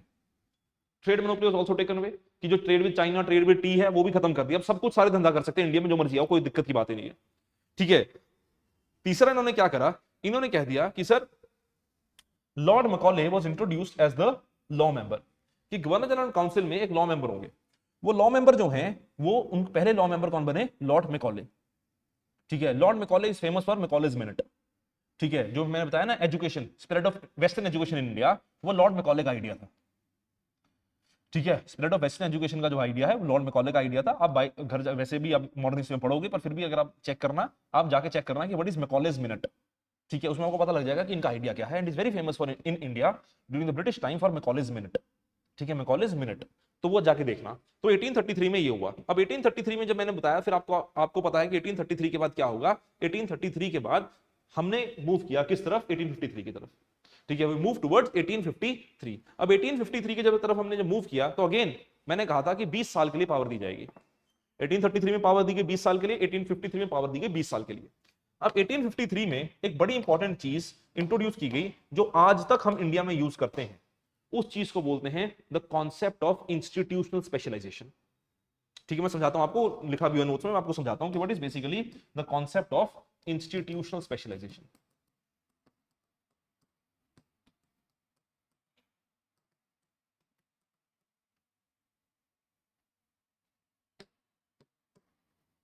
What they introduced was the concept of institutional specialization. Now what is this institutional specialization? Now in this institutional specialization इन्होंने क्या किया, इन्होंने पावर को डिवाइड कर दिया। Now when we say that they divided the power, they distributed the power, उसमें इन्होंने क्या करा, इन्होंने बोला कि sir the power will be divided into two parts. One will be legislative and second will be executive. ठीक है, one will be legislative power and second will be executive power. Now why they divided this, इन्होंने बोला कि sir legislative power shall be the responsibility of the governor general and his council. कि law बनाने का काम एक आदमी को नहीं दिया जाएगा, लॉ बनाने के लिए गवर्नर जनरल और उनके काउंसिल के लोग बैठेंगे, सारे मिल बैठ के काम करेंगे। ठीक है ना, कि सारे मिल बैठ के काम करेंगे, फिर एक लॉ बनेगा। कि खूब जमा करेंगे, मिल बैठेंगे 3 यार, ठीक है ना। तो इन्होंने बोला कि सारे बैठेंगे, सारे एक साथ काम करेंगे, फिर लॉ बनाएंगे, बढ़िया लॉ बनेगा। पर इन्होंने बोला कि सर जो लॉ बनाएगा क्या वही इंप्लीमेंट करेगा, क्या नहीं, इसमें डिवीजन कर दो कि governor general council will be responsible for the legislative power whereas the executive power shall be with the governor general. अगर हम आज के कॉन्टेक्स्ट में देखें, लॉ मेकिंग पावर कौन है, पार्लियामेंट। पार्लियामेंट का एक महत्वपूर्ण हिस्सा है काउंसिल ऑफ मिनिस्टर्स। ठीक है ना, तो लेजिस्लेटिव पावर और इंप्लीमेंटेशन की पावर किसकी आती है, काउंसिल ऑफ मिनिस्टर्स। उसमें पार्लियामेंट को लेने देने। तो लॉ मेकिंग की एजेंसी अलग है, लॉ इंप्लीमेंटेशन की एजेंसी अलग है। हाँ, वैसे नहीं है जैसे आज हम पार्लियामेंट और एग्जीक्यूटिव की बात करते हैं, पर यहां से पहला कदम रखा गया इस पावर को डिवाइड करने के लिए। बात समझ आ रही मेरी, हाँ या ना। ठीक है, तो यहां से पावर को डिवाइड किया गया। अब दूसरी इंपॉर्टेंट चीज जो बहुत इंपॉर्टेंट इस चीज में करी गई, इस एक्ट में करी गई, कि जो काउंसिल थे गवर्नर जनरल की, इस गवर्नर जनरल की काउंसिल में एक एक्सपेंशन करी गई। गवर्नर जनरल की काउंसिल में एक्सपेंशन करेगी। वो एक्सपेंशन क्या थी कि गवर्नर जनरल की काउंसिल में there was introduction of local members. Governor general की काउंसिल में लोकल मेंबर्स इंक्लूड करेंगे। लोकल मेंबर्स का मतलब क्या होता है, what is the meaning of the word local members. तो जब हम ये बात करते हैं लोकल मेंबर्स वर इंट्रोड्यूस्ड और लोकल मेंबर्स वर इंक्लूडेड,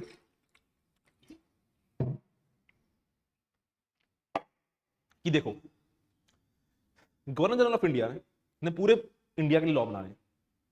ठीक है, मैंने पहले बोल दिया कि जो बाकी गवर्नर जनरल थे उनकी लेजिस्लेटिव पावर्स भी लेकर गवर्नर जनरल ऑफ इंडिया को दे दी गई। अब इन्होंने क्या करा कि गवर्नर जनरल ऑफ इंडिया बैठे बंगाल में, मद्रास में क्या चल रहा है इनको पता ही नहीं है। तब कौन सा व्हाट्सएप जूम कॉल्स होती थी, है ना, उनको क्या पता। और मद्रास से बंगाल आने तक हवाई जहाज भी नहीं थे, समय लगता था। तो बंगाल मद्रास में क्या हो रहा है, बॉम्बे में क्या हो रहा है, आगरा में क्या हो रहा है, ये कैसे पता लगेगा उन्हें। ठीक है, उसके लिए इन्होंने क्या बोला, उसके लिए इन्होंने बोला कि काम करते हैं कि जो गवर्नर जनरल काउंसिल है ना, इसमें एक लोकल मेंबर इंट्रोड्यूस करते हैं। लोकल मेंबर का मतलब क्या है, लोकल मेंबर का मतलब क्या है कि जो आपकी बॉम्बे, मद्रास, बंगाल, आगरा, ये 4 मेजर प्रेसिडेंसीज हैं। ये 4 मेजर प्रेसिडेंसीज हैं। इन 4 मेजर प्रेसिडेंसीज में वन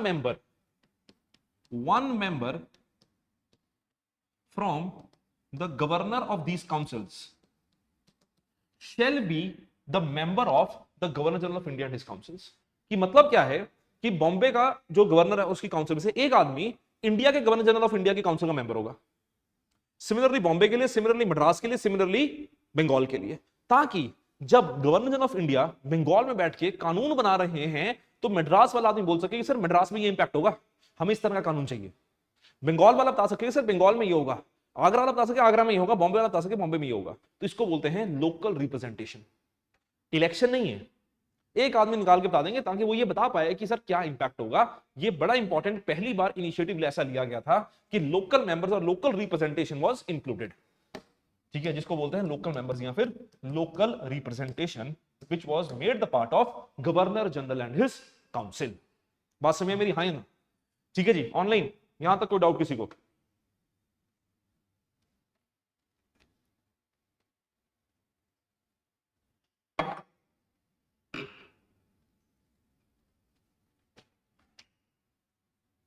ठीक है जी।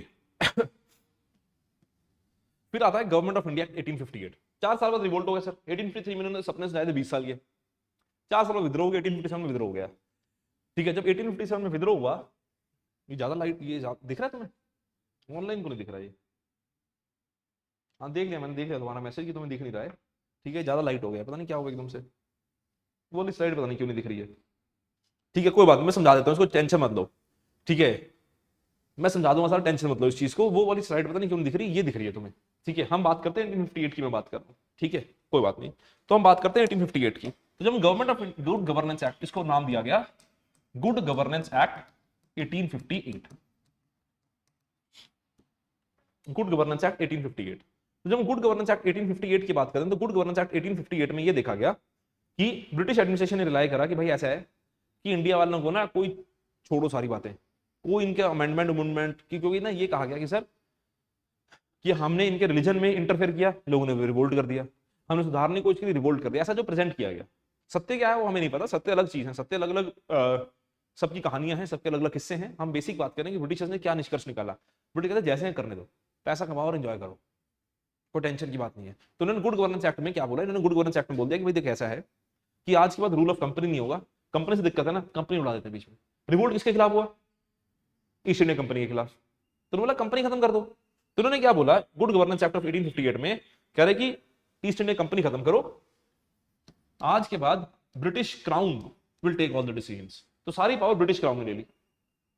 दूसरी बात इन्होंने बोला कि दिक्कत किससे है, कह रहे गवर्नर जनरल से। कह रहे कौन गवर्नर जनरल? आज कल गवर्नर जनरल नहीं होगा। उन्होंने बोला होगा नया आदमी, वाइस रॉय। ठीक है, एक आदमी को 2 टाइटल दे दिए, कह रहे भैया तुम ही गवर्नर जनरल, तुम ही वाइस रॉय हो। ठीक है, अब रिवोल्ट करवाने के लिए जो प्रिंसेस वगैरह थे वो रिस्पॉन्सिबल थे। ठीक है, उन्होंने बोला कि एक काम करो कि जो गवर्नर जनरल है आज के बाद जब वो ब्रिटिश प्रोविंसेस के लोगों से मिलेगा, मतलब जो राजा महाराजा के जो डायरेक्टली ब्रिटिश पावर है, तो वो आदमी गवर्नर जनरल होगा। When that individual shall meet the princes, उस समय के ऊपर वो वाइस रॉय होगा। आदमी एक ही है, उसके नाम 2 हैं, उसके पावर्स 2 हैं, उसकी डेजिग्नेशंस 2 हैं। So when he is meeting the common man, he is the governor general. When he is meeting the princes, he is the viceroy. ठीक है, तूने बोला कि तुम्हें दिक्कत है ना गवर्नर जनरल से, हटा देते हैं गवर्नर जनरल, वाइसरॉय बना देते हैं। बंदा एक ही है, वही वाइसरॉय, वही गवर्नर जनरल है, गंगाधरी शक्तिमान है और कुछ नहीं है। ठीक है, पर पावर्स एक ही दे दी गई। तो ये गुड गवर्नेंस एक्ट ऑफ 1858 में करा गया। उसके बाद उन्होंने बोला कि काम करते हैं कि जो वाइसरॉय है ना, this viceroy shall be responsible to someone. ऐसा तो हो नहीं सकता कि अपनी मर्जी से काम करता जाए, तो इसकी रिस्पॉन्सिबिलिटी भी इंश्योर करनी पड़ेगी। इसकी रिस्पॉन्सिबिलिटी इंश्योर करने के लिए बोला गया कि जो वाइसरॉय ऑफ इंडिया है, he shall be responsible to the secretary of state. कि ब्रिटेन में एक सेक्रेटरी ऑफ स्टेट बनाया जाएगा, he shall be the secretary of state India, he shall be the secretary of state India. ठीक है, secretary of state बनाया जाएगा। ये सेक्रेटरी ऑफ स्टेट जो होगा, this secretary of state shall be the member of British cabinet and he shall be answerable to the British parliament.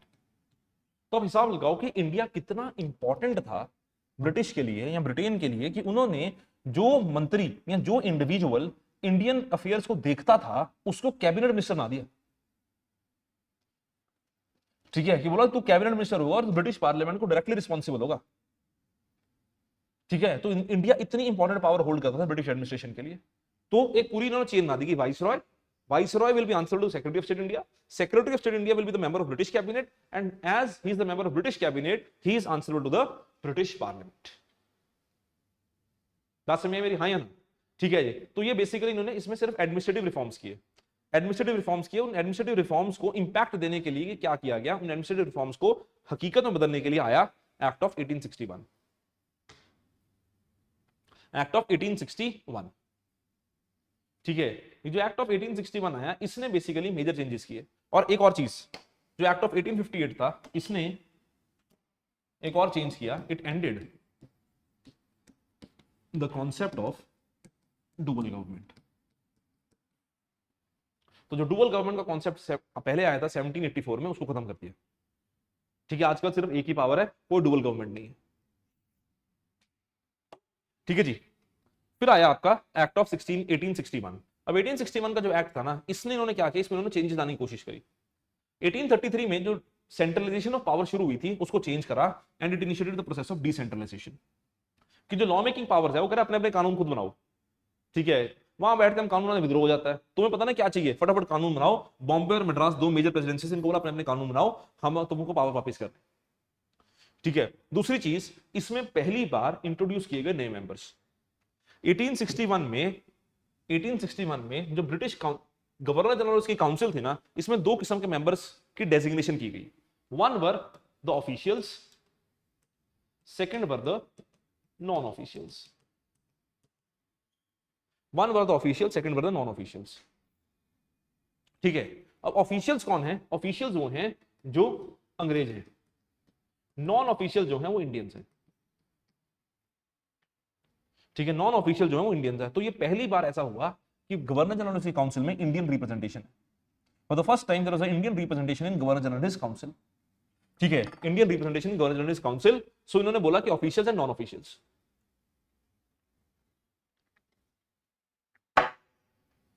ठीक है जी, ऑफिशियल्स एंड नॉन ऑफिशियल्स। अब ये तीन लोग इसमें अपॉइंट किए गए, तीन लोग नॉन ऑफिशियल्स में अपॉइंट किए गए, Raja of Banaras, Maharaja of Patiala and Sir Dinkar Rao. ये बेसिकली तीन वो लोग थे जिन्होंने ना ब्रिटिश की मदद की थी 1857 के रिवोल्ट को खत्म करने में, दबाने में। तो उन्होंने कहा कि देखो इंडियंस नॉमिनेट करनी है तो उनको खुश कर देते हैं। तो तीन लोग जिन्होंने ब्रिटिश की बेसिकली मदद की थी 1857 के रिवोल्ट के खत्म करने के लिए, उनको इंक्लूड करा गया, Raja of Banaras, Maharaja of Patiala and Sir Dinkar Rao. ठीक है, ये तीन वो लोग थे।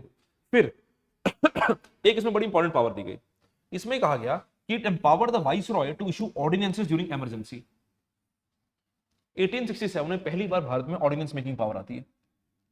ये आज भी है भारत में। आज भारत में भारत के राष्ट्रपति और स्टेट्स में governor ordinance making power use करते हैं। ठीक है, कंडीशंस डिफरेंट होती हैं। ठीक है, कंडीशंस डिफरेंट होती हैं, पर इमरजेंसी डिसीजन मेकिंग होती है। इमरजेंसी का मतलब वो पर से इमरजेंसी नहीं कि national emergency, president rule emergency नहीं है। ये बेसिक इमरजेंसी की प्रोविजंस हैं कि किस बेसिस के ऊपर लगाया जा सकता है या किस बेसिस के ऊपर इशू किया जा सकता है। अगर हम आज के कॉन्टेक्स्ट की बात करें तो आज भारत में article 123 of the Indian constitution है which basically talks about the president's ordinance making power, and article 213 of the Indian constitution talks about the governance ordinance making power. ठीक है, तो अगर हम प्रेसिडेंट के ऑर्डिनेंस मेकिंग पावर की बात करें, आर्टिकल 123 की बात करें, तो उसमें बिल्कुल क्लियर कट भाषा में ये लिखा जाता है that when both the houses or either the house is not in session and the president is satisfied that the matter is urgent enough that it requires urgent legislation, then the president shall promulgate ordinance। तो आज के समय पे ये लिखा गया भारत के संविधान में कि राष्ट्रपति जब सेटिस्फाइड हैं कि इतना इंपॉर्टेंट मैटर है कि इसके लिए हम हाउस का वेट नहीं कर सकते, तो राष्ट्रपति ऑर्डिनेंस प्रोमलगेट कर सकते हैं। ठीक है ना, क्या कंडीशन होती है, जब मैं राष्ट्रपति से वहां पे कराऊंगा आपको। ठीक है, पर यहां पे क्या लिख दिया गया, यहां पे उन्होंने बोला कि इमरजेंसी सिचुएशन है, क्योंकि देखो लॉ बनाने की पावर किसकी है, यहां पे लॉ बनाने की पावर किसकी है, governor general and his council. अब काउंसिल के मेंबर तो सारे एक जगह हो नहीं सकते, क्योंकि कोई बॉम्बे का आदमी है भैया, कोई मद्रास का आदमी है, कोई बंगाल का आदमी है, सारे एक जगह कैसे पहुंचेंगे, पर इमरजेंसी है। ठीक है, हवाई जहाज तो है नहीं कि फटाफट बुला लिए एक दिन में आ जाओ, इमरजेंसी है, समय लगेगा उनको आने में, पर इमरजेंसी है, कानून बनाना पड़ेगा। तो उन्होंने कहा कि भैया ऐसा है कि अगर इतना सिचुएशन इमरजेंसी आ गई कि सारे काउंसिल के मेंबर इकट्ठे नहीं हो सके, एकत्रित नहीं हो सकते, आपको कानून बनाना ही बनाना है, तो वाइसरॉय ऑर्डिनेंस इशू कर सकते हैं। तो जब काउंसिल आएगा, काउंसिल को जस्टिफाई करो और उसको लॉ में तब्दील कर दो, हटाना है हटा दो। आज भी यही चलता है, तरीका डिफरेंट है, चलता यही है। ठीक है, फिर इन्होंने कहा कि सर जब काउंसिल मिलती है, तो जब काउंसिल मिलती है तो काउंसिल किस चीजों के ऊपर बात करेगी, वो बनाने की पावर प्रेसिडेंट को, वाइसरॉय को दी गई। Empowered the viceroy to frame the rules of the business, empowered the viceroy to frame the rules of the business, कि किस तरह से काम होगा, किस तरह से नहीं होगा। काउंसिल ऑफ मिनिस्टर, सॉरी आपका गवर्नर जनरल काउंसिल किस बेसिस के ऊपर काम करेंगे, वो काम जो है एग्जीक्यूटिव किस बेसिस के ऊपर काम करेगा, ये पावर वाइसरॉय को दी गई। आज भी भारत में पावर एग्जिस्ट करती है और भारत के राष्ट्रपति के पास है, भारत के संविधान में article 77 of the Indian constitution. आज भी भारत के राष्ट्रपति जो हैं, he has the power to frame the rules of business. ठीक है, तो यहीं से आप देखते हो कि ग्रेजुअली किस तरह से जो चीजें इंट्रोड्यूस की गई और वो ग्रेजुअली धीरे धीरे भारत के संविधान में इंक्लूड होना शुरू हो जाती है। बात समझ रहे हैं मेरी, हाँ या ना? यहां तो कोई डाउट? Offline, online?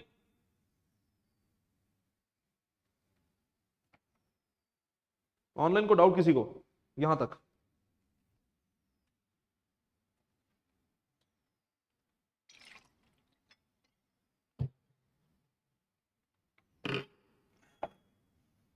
ठीक है जी। अब देखो सर, अब 1861 में एक और सिस्टम बड़ा इंपॉर्टेंट इंट्रोड्यूस किया गया, एक और बड़ा इंपॉर्टेंट सिस्टम इंट्रोड्यूस किया गया 1861 में, जिस सिस्टम को हम बोलते हैं, वहां ऊपर लिखा भी हुआ, मैं बताऊंगा आपको, जिसको हम बोलते हैं 1861 में introduction of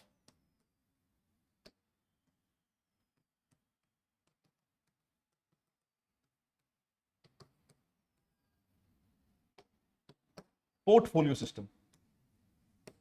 introduction of portfolio system. Now what is this portfolio system? अब ये पोर्टफोलियो सिस्टम का मतलब क्या होता है कि जैसे आज हमारे देश में काउंसिल ऑफ मिनिस्टर्स होते हैं, ठीक है, अगर आप देखो भारत में है ना कि ये गृह मंत्री हैं, ये डिफेंस मिनिस्टर हैं, ये वित्त मंत्री हैं, सब कुछ है, ठीक है, कि एक एक पोर्टफोलियो एक एक काम उनको दिया गया है। तो वैसे ही गवर्नर जनरल इस काउंसिल में कहा गया कि गवर्नर जनरल सब कुछ अकेले हैंडल नहीं कर सकते, भैया युद्ध भी देखना, कहीं युद्ध ना हो जाए, है ना, रेवेन्यू का भी ध्यान रखना है, लॉ एंड ऑर्डर भी मेंटेन करना है, सिविल मिलिट्री अफेयर्स भी मेंटेन करने हैं, तो गवर्नर जनरल खुद कैसे करेंगे सब कुछ? तो गवर्नर जनरल काउंसिल के जो लोग थे उनको कहा गया कि सर ऐसा है कि आपको एक डिपार्टमेंट दे दिया जाएगा, ठीक है, कि आप आज के बाद डिफेंस की जिम्मेवारी संभालोगे, आप आज के बाद एग्रीकल्चर की जिम्मेवारी संभालोगे, ठीक है, आप आज के बाद प्रेसिडेंसीज के जो मैटर आएंगे उनकी जिम्मेवारी संभालोगे, जिम्मेवारी संभालो, कोई दिक्कत आएगी मेरे पास आ जाना, पर मैं जवाब आपसे ले सकता हूं। जिसको आज हम काउंसिल ऑफ मिनिस्टर का सिस्टम कहते हैं, उसको 1861 में पहली बार इंट्रोड्यूस किया गया था by the concept of portfolio system, ठीक है, by the concept of portfolio system, कि अलग अलग पोर्टफोलियो एक एक आदमी को दिया गया, and that individual shall be responsible to the governor general and council for his or her functioning. बात समझिए मेरी, हाँ या ना? ठीक है, तो यहां पे खत्म होता है आपका 1861 का इलेक्शन, सॉरी 1861 का एक्ट। अब जब 1861 के एक्ट के बाद हम निकल के आगे आते हैं, यहां पे आता है एक्ट ऑफ 1892। अभी जो एक्ट ऑफ 1892 है ना, इस समय तक भारत में काफी कुछ बदल चुका है, क्योंकि भारत में काफी पॉलिटिकल मूवमेंट स्टार्ट हो चुकी है, ठीक है, कई सारी ऑर्गेनाइजेशन बनना स्टार्ट हो चुकी है, 1875 के आसपास ऑर्गेनाइजेशन बनना स्टार्ट हो जाती है, अल्टीमेटली 1885 में भारत में फॉर्मेशन हो जाती है इंडियन नेशनल कांग्रेस की। अब जो इंडियन नेशनल कांग्रेस है, इसमें मॉडरेट्स का समय है, ठीक है, इंडियन नेशनल कांग्रेस में।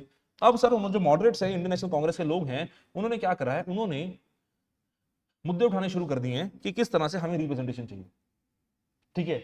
आपको अमेरिकन रेवोल्यूशन याद है? आपको अमेरिकन रेवोल्यूशन सुना? अमेरिकन रेवोल्यूशन के बारे में, अमेरिकन रेवोल्यूशन की टैगलाइन क्या थी? ऑनलाइन ऑफलाइन दोनों से सवाल है, अमेरिकन रेवोल्यूशन की टैगलाइन क्या थी?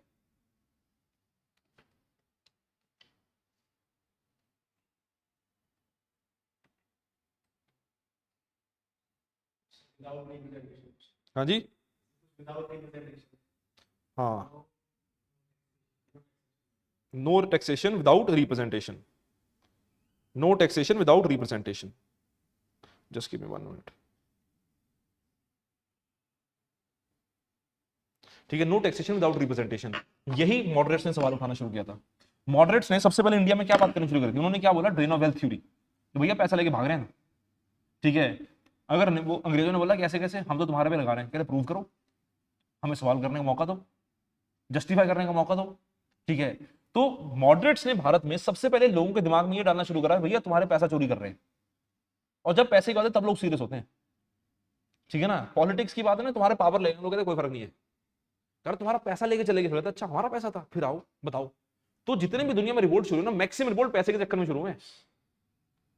फ्रेंच रेवोल्यूशन कब शुरू हुआ? गरीबी आ गई भैया, कह रहे खाने को रोटी नहीं है, ठीक है, रानी कह रही है कि अच्छा खाने को रोटी नहीं है, केक खा लो, कह रहे पागल औरत, केक कैसे बनता है, ठीक है।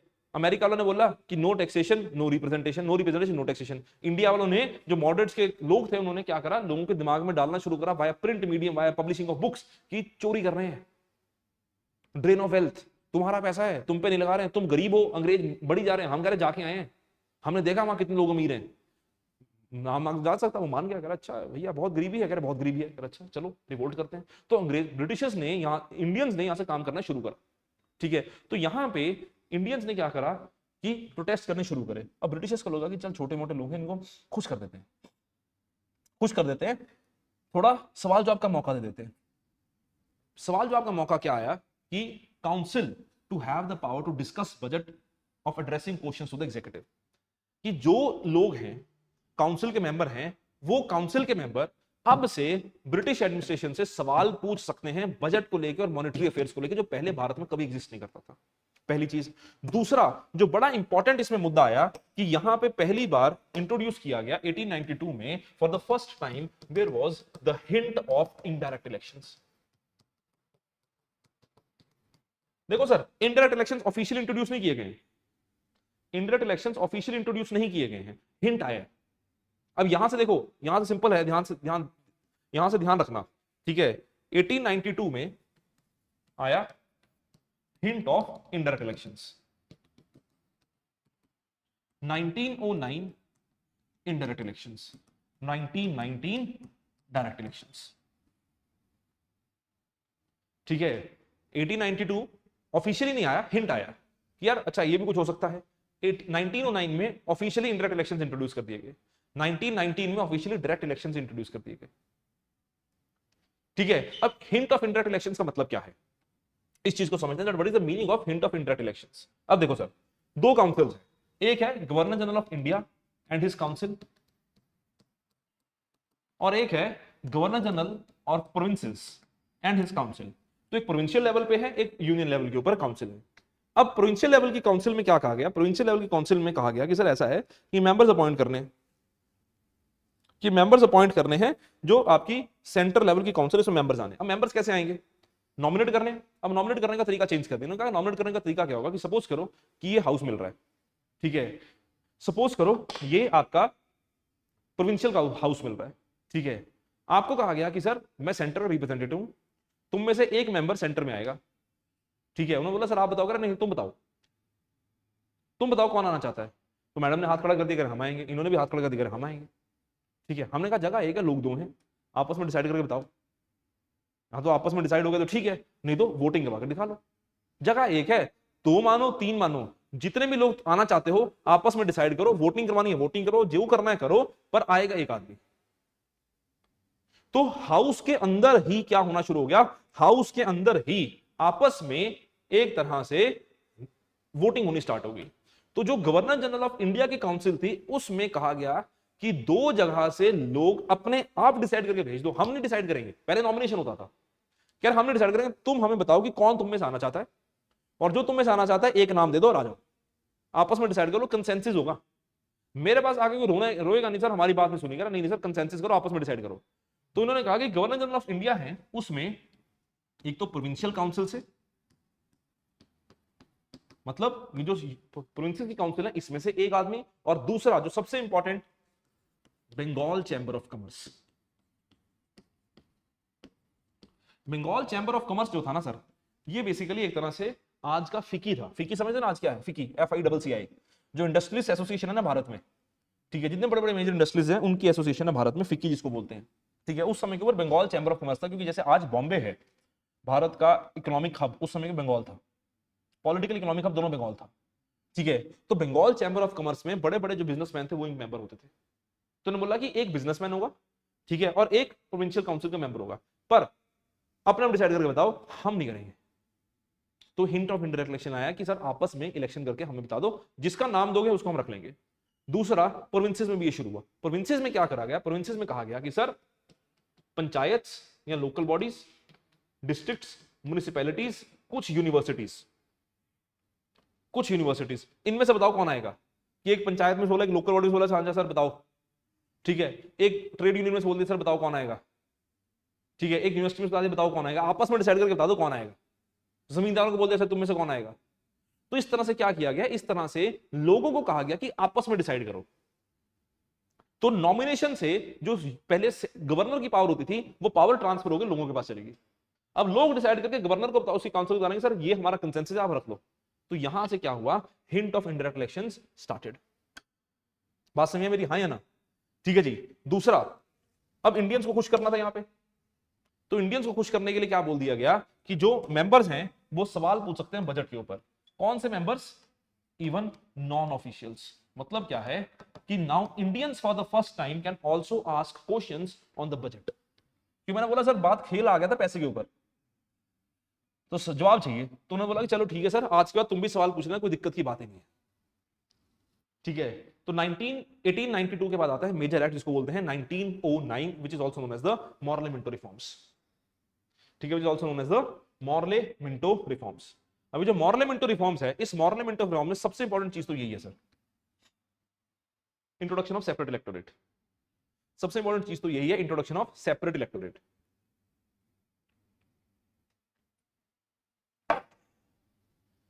ठीक है, introduction of separate electorate, that is Morley Minto reforms. ठीक है, सेपरेट इलेक्टोरेट में क्या हुआ देखो ना, इस समय तक ब्रिटिशर्स को पता आ चुका था कि सर डिवाइड एंड रूल की पॉलिसी खेलो। पहले भी खेलते थे, ऐसा नहीं था पहले नहीं खेलते थे, पर यहां पर उन्होंने क्लियर कट खेलनी शुरू कर दी कि 1906 में आपका एस्टेब्लिशमेंट मुस्लिम लीग हो गया, 1905 में पार्टीशन ऑफ बंगाल हुआ था। ठीक है, पहले जिस तरह से वो मुस्लिम्स को साइडलाइन करते थे, फिर इनको लगा कि अब मुस्लिम्स को अपनी तरफ लो, हिंदुओं को साइडलाइन करो। 1857 के बाद ब्रिटिशर्स ने क्या किया था, ब्रिटिशर्स ने डिवाइड एंड रूल की पॉलिसी खेली थी ब्रिटिशर्स ने, वो फील नहीं हुई। ठीक है, क्यों? क्योंकि उसमें वो हिंदूज को अपने पास लेके आ रहे थे, मुस्लिम को साइड कर रहे थे। तो जब उनको लगा कि यार हिंदूज को हम अपने पास लेके आ रहे थे, मुस्लिम को साइडलाइन कर रहे थे, तो ये तो हिंदूज ने रिवोल्ट करना शुरू कर दिया। ठीक है, अगर इनको ज्यादा तो नहीं बढ़ा दिया, ज्यादा पावर तो नहीं दे दी इनको, यार इनको साइड करेंगे, मुस्लिम्स को पास लेके आओ क्योंकि मुस्लिम डरे हुए हैं। तो 1906 में जब मुस्लिम लीग की एस्टेब्लिशमेंट हुई, उसके बाद उन्होंने बोला कि क्या चाहिए, कह रहे सर सेपरेट इलेक्टोरेट, कह रहे ले लो। 1909 एस्टेब्लिशमेंट ऑफ सेपरेट इलेक्टोरेट। और यहीं पे पहली बार क्या आया गया, यहीं पे पहली बार आपका इनडायरेक्ट इलेक्शंस को भी ऑफिशियली इंट्रोड्यूस किया गया। For the first time officially indirect elections were introduced. दूसरी इंपॉर्टेंट चीज में क्या करी गई, इसमें फॉर द फर्स्ट टाइम जो आपकी प्रोविंशियल लेजिस्लेटिव काउंसिल्स हैं, उसमें नॉन ऑफिशियल मेंबर्स की मेजोरिटी होगी। मतलब क्या हो गया कि प्रोविंशियल लेजिस्लेटिव काउंसिल्स जो स्टेट के लेवल के ऊपर हैं, वहां पे Indians are now more in number compare to the Britishers. तो पावर ट्रांजिशन स्टार्ट होनी दिख रही है। हालांकि अंग्रेजों का मूड नहीं था, पर हमें दिख रहा है कि इंडियंस जो हैं उन्होंने ज्यादा असर्ट करना शुरू कर दिया अपने आप। ठीक है, तो ये आया आपका 1909 का एक्ट। फिर आता है 1919 का मॉन्टेग्यू चेम्सफोर्ड रिफॉर्म्स, जिसको बोलते हैं गवर्नमेंट ऑफ इंडिया एक्ट 1919। अब यहां पे पहली बार इंट्रोड्यूस होता है क्या, for the first time introduced responsible government. Responsible government का मायने क्या है, डायरेक्ट इलेक्शंस।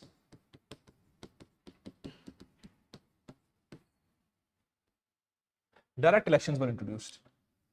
ठीक है, पहली बार what was introduced was direct elections. Now where the direct elections are introduced, direct elections are introduced only at provincial level. States में direct election introduce हुए। ठीक है, स्टेट्स में डायरेक्ट इलेक्शन इंट्रोड्यूस हुए। अब इस चीज को समझो, जो डायरेक्ट इलेक्शंस है they are introduced at provincial level. अब सर सरकार बनेगी, गवर्नमेंट की फॉर्मेशन होगी ना, गवर्नमेंट को पावर भी तो देनी है। ऐसा तो है नहीं है कि गवर्नमेंट बना दी पावर ही नहीं है, ऐसी सरकार का क्या फायदा। तो लोग सवाल कैसे पूछेंगे, तो उन्होंने क्या कहा, कह रहे गवर्नर भी होगा गवर्नमेंट भी होगी, दो अलग अलग किस्म के लोग हो गए, कह रहे दोनों को पावर देनी पड़ेगी। तो यहां पे इस चीज को सेटिस्फाई करने के लिए यहां पे लेके आया गया, जिसको मैंने आपको पहले बताया था, which is known as the concept of diarchy. तो 1919 में पहली बार डायरार्की का कॉन्सेप्ट इंट्रोड्यूस किया गया at provincial level. Now what is diarchy? Diarchy में इन्होंने कहा, क्या कहा, इन्होंने कहा जो पावर्स हैं, ये सब्जेक्ट्स हैं, that will be divided into two parts. एक इन्होंने कहा कि होगा जिसको हम बोलते हैं रिजर्व्ड सब्जेक्ट्स, दूसरे होंगे ट्रांसफर्ड। रिजर्व और ट्रांसफर्ड। जो रिजर्व सब्जेक्ट्स होंगे they will be with the governor, जो गवर्नर एंड हिज काउंसिल है, they will have the reserve subjects. Transferred subjects were given to the elected government. कि सरकार elect होगी ना, उसको ट्रांसफर्ड सब्जेक्ट दे दिए गए, रिजर्व सब्जेक्ट जो थे वो गवर्नर के पास रख लिए गए। Reserve subjects were kept for the governor and transferred subjects were given to the government which was elected. ठीक है, अब यहां पे प्रॉब्लम क्या हुई कि ट्रांसफर सब्जेक्ट जो गवर्नमेंट को दिए गए, उनको दिए बेसिक सब्जेक्ट। यार एग्रीकल्चर है, लैंड प्रॉब्लम सॉल्व करनी है, ले लो, लोगों को तो ये चाहिए ना, तुम ले लो। ठीक है, कह रहे इरिगेशन, कह रहे ले लो। रिजर्व सब्जेक्ट में कौन से रखेगा, रिजर्व सब्जेक्ट में रखेगा law and order, police, finances. अब ये जाते यहां पे और बोलते कह रहे सर ऐसा है कि थोड़ा पैसा दे दो, हमने ना इरिगेशन प्रोजेक्ट करना है, कह रहे पैसा तो नहीं है। फिर कहते चलो ठीक है, जाते कह रहे सर ना लोग ना तनख्वाहें मांग रहे हैं, कह रहे काम करा हमें तनख्वाह दे दो, कह रहे पैसा ही नहीं है। तो हुआ क्या, गवर्नर की इतनी इंटरफेरेंस थी कि गवर्नर का इंटेंशन रहता सरकार ना चले, ताकि लोगों को पता लग सके कि भैया सरकारें नहीं चलती हैं, ये तो हम ही जो काम करके दिखा रहे हैं। तो गवर्नर को इतनी एक्सेसिव पावर दी, क्योंकि जितने भी मेजर सब्जेक्ट्स थे ना सारे रिजर्व थे, जितने मेजर सब्जेक्ट थे सारे रिजर्व में थे, ट्रांसफर में तो कुछ छोटे मोटे पावर थी, क्या ही कर लेते हो। So because of this interference of the governor and this division of power, this dyarchy completely failed. 1935 में इसको खत्म कर दिया गया प्रोविंशियल लेवल के ऊपर कि ये नहीं चल सकती भाई, फेल हो गया प्रोसेस। ठीक है, तो गवर्नर की इतनी ज्यादा इंटरफेरेंस थी कि सरकार ने चलने दी।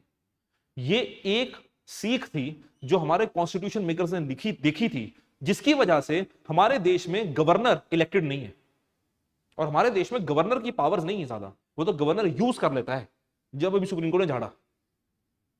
ठीक है, ये एक सीख थी हमारे देश के नेताओं को मिली, हमारे देश के लीडर्स को मिली, नेता तो नहीं लीडर्स को मिली उस समय के ऊपर, कि भैया इलेक्टेड गवर्नमेंट अगर रखी है तो पावर इसको दो, इसको वो साथ में रखो। उसका रिफ्लेक्शन हमारे इंडियन कॉन्स्टिट्यूशन में दिखता है कि आर्टिकल 74 जो राष्ट्रपति के लिखा गया है, उसमें लिखा गया है that the president there shall be council of ministers to aid and advise the president. और आर्टिकल 163 में लिखा गया है that there shall be council of ministers to aid and advise the governor until he has to function in his own discretion. ठीक है, तो मतलब 74 में और 163 में लिख दिया गया कि भैया राष्ट्रपति के लिए भी काउंसिल ऑफ मिनिस्टर होंगे यूनियन के लिए, जिसके कहने पर राष्ट्रपति काम करेंगे, और गवर्नर के लिए काउंसिल ऑफ मिनिस्टर होंगे स्टेट के, जिसके कहने पर गवर्नर ऑफ द स्टेट काम करेंगे। ठीक है, क्यों? क्योंकि हमने ये देखा था कि अगर गवर्नर को ज्यादा पावर दे दो तो बदतमीजी होती, काम नहीं होता। ठीक है, ये सीख ली थी, ये सीख ली थी कॉन्स्टिट्यूशन असेंबली में डिस्कस हुई, गांधी जी ने आर्टिकल भी लिखा था इसके ऊपर। जब हमारे कॉन्स्टिट्यूशन मेकर्स डिस्कस कर रहे थे गवर्नर के रोल को, तो गांधी जी का आर्टिकल भी आया था रोल ऑफ गवर्नर के ऊपर। ठीक है, अभी कुछ साल पहले की बात है, मतलब 7-8 साल पहले, तब तो तुम नहीं तैयारी करो, 7-8 साल पहले की बात है, हिंदू में प्रॉपर वो आर्टिकल छपा था। ठीक है, कि गांधी जी ने क्या कहा था, राजमोहन गांधी जी जो गांधी जी के वो हैं ग्रैंडसन, उनका आर्टिकल आया था हिंदू में उस समय के ऊपर कि what was Gandhi's vision about governor. ठीक है, तो इस चीज से गांधी जी ने रेफरेंस दिया था आर्टिकल गवर्नमेंट ऑफ इंडिया 1919 का। तो कंसेप्ट समझो आप कि क्यों गवर्नर की पावर क्यों है, कि भैया अगर ज्यादा पावर दे दोगे तो काम नहीं चलेगा, हम ट्राई कर चुके हैं। ठीक है, तो 1919 में हमने ये देखा कि 1919 में ये रिफॉर्म आए। ठीक है, 1990 में रिफॉर्म आए। अब 1909 में हमने मुस्लिम्स को पावर दी थी।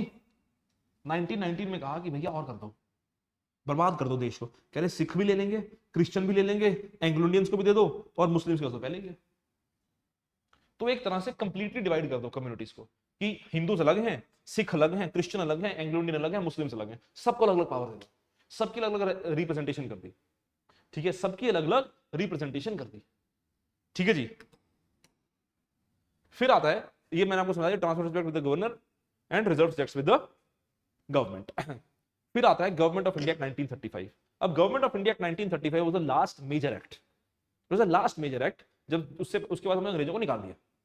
ठीक है, अब हुआ क्या, 1919 में एक्ट आया। ये सोचा गया था कि 10 साल के बाद एक रिव्यू कमीशन बिठाएंगे, वो रिव्यू कमीशन आके देखेगा कि 1919 के एक्ट कैसे परफॉर्म करा, और उसके बाद फर्दर चलेंगे। वहां पे गवर्नमेंट जाने वाली थी, गवर्नमेंट के ऊपर प्रेशर था कि भैया काम करो। तो गवर्नमेंट ने क्या बोला, वहां की ब्रिटिश गवर्नमेंट, उन्होंने कहा कि सर एक ही चीज है जिससे हम खुश कर सकते हैं ब्रिटिश लोगों को और इलेक्शन जीत सकते हैं, अगर हम इंडिया में कुछ करते हैं।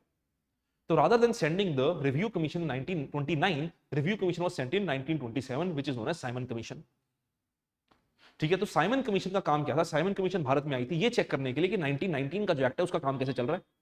ठीक है, 2 कमीशन आई थी, एक तो आई थी साइमन कमीशन, दूसरी पता किसी को, which came to check the impact of government of India 1919 in the princely states। Simon commission आई थी ब्रिटिश पोजेशन की स्टेट्स के ऊपर। ठीक है, और प्रिंसली स्टेट्स के ऊपर कौन सा आया था, पता किसी को कमीशन का नाम, ऑनलाइन ऑफलाइन?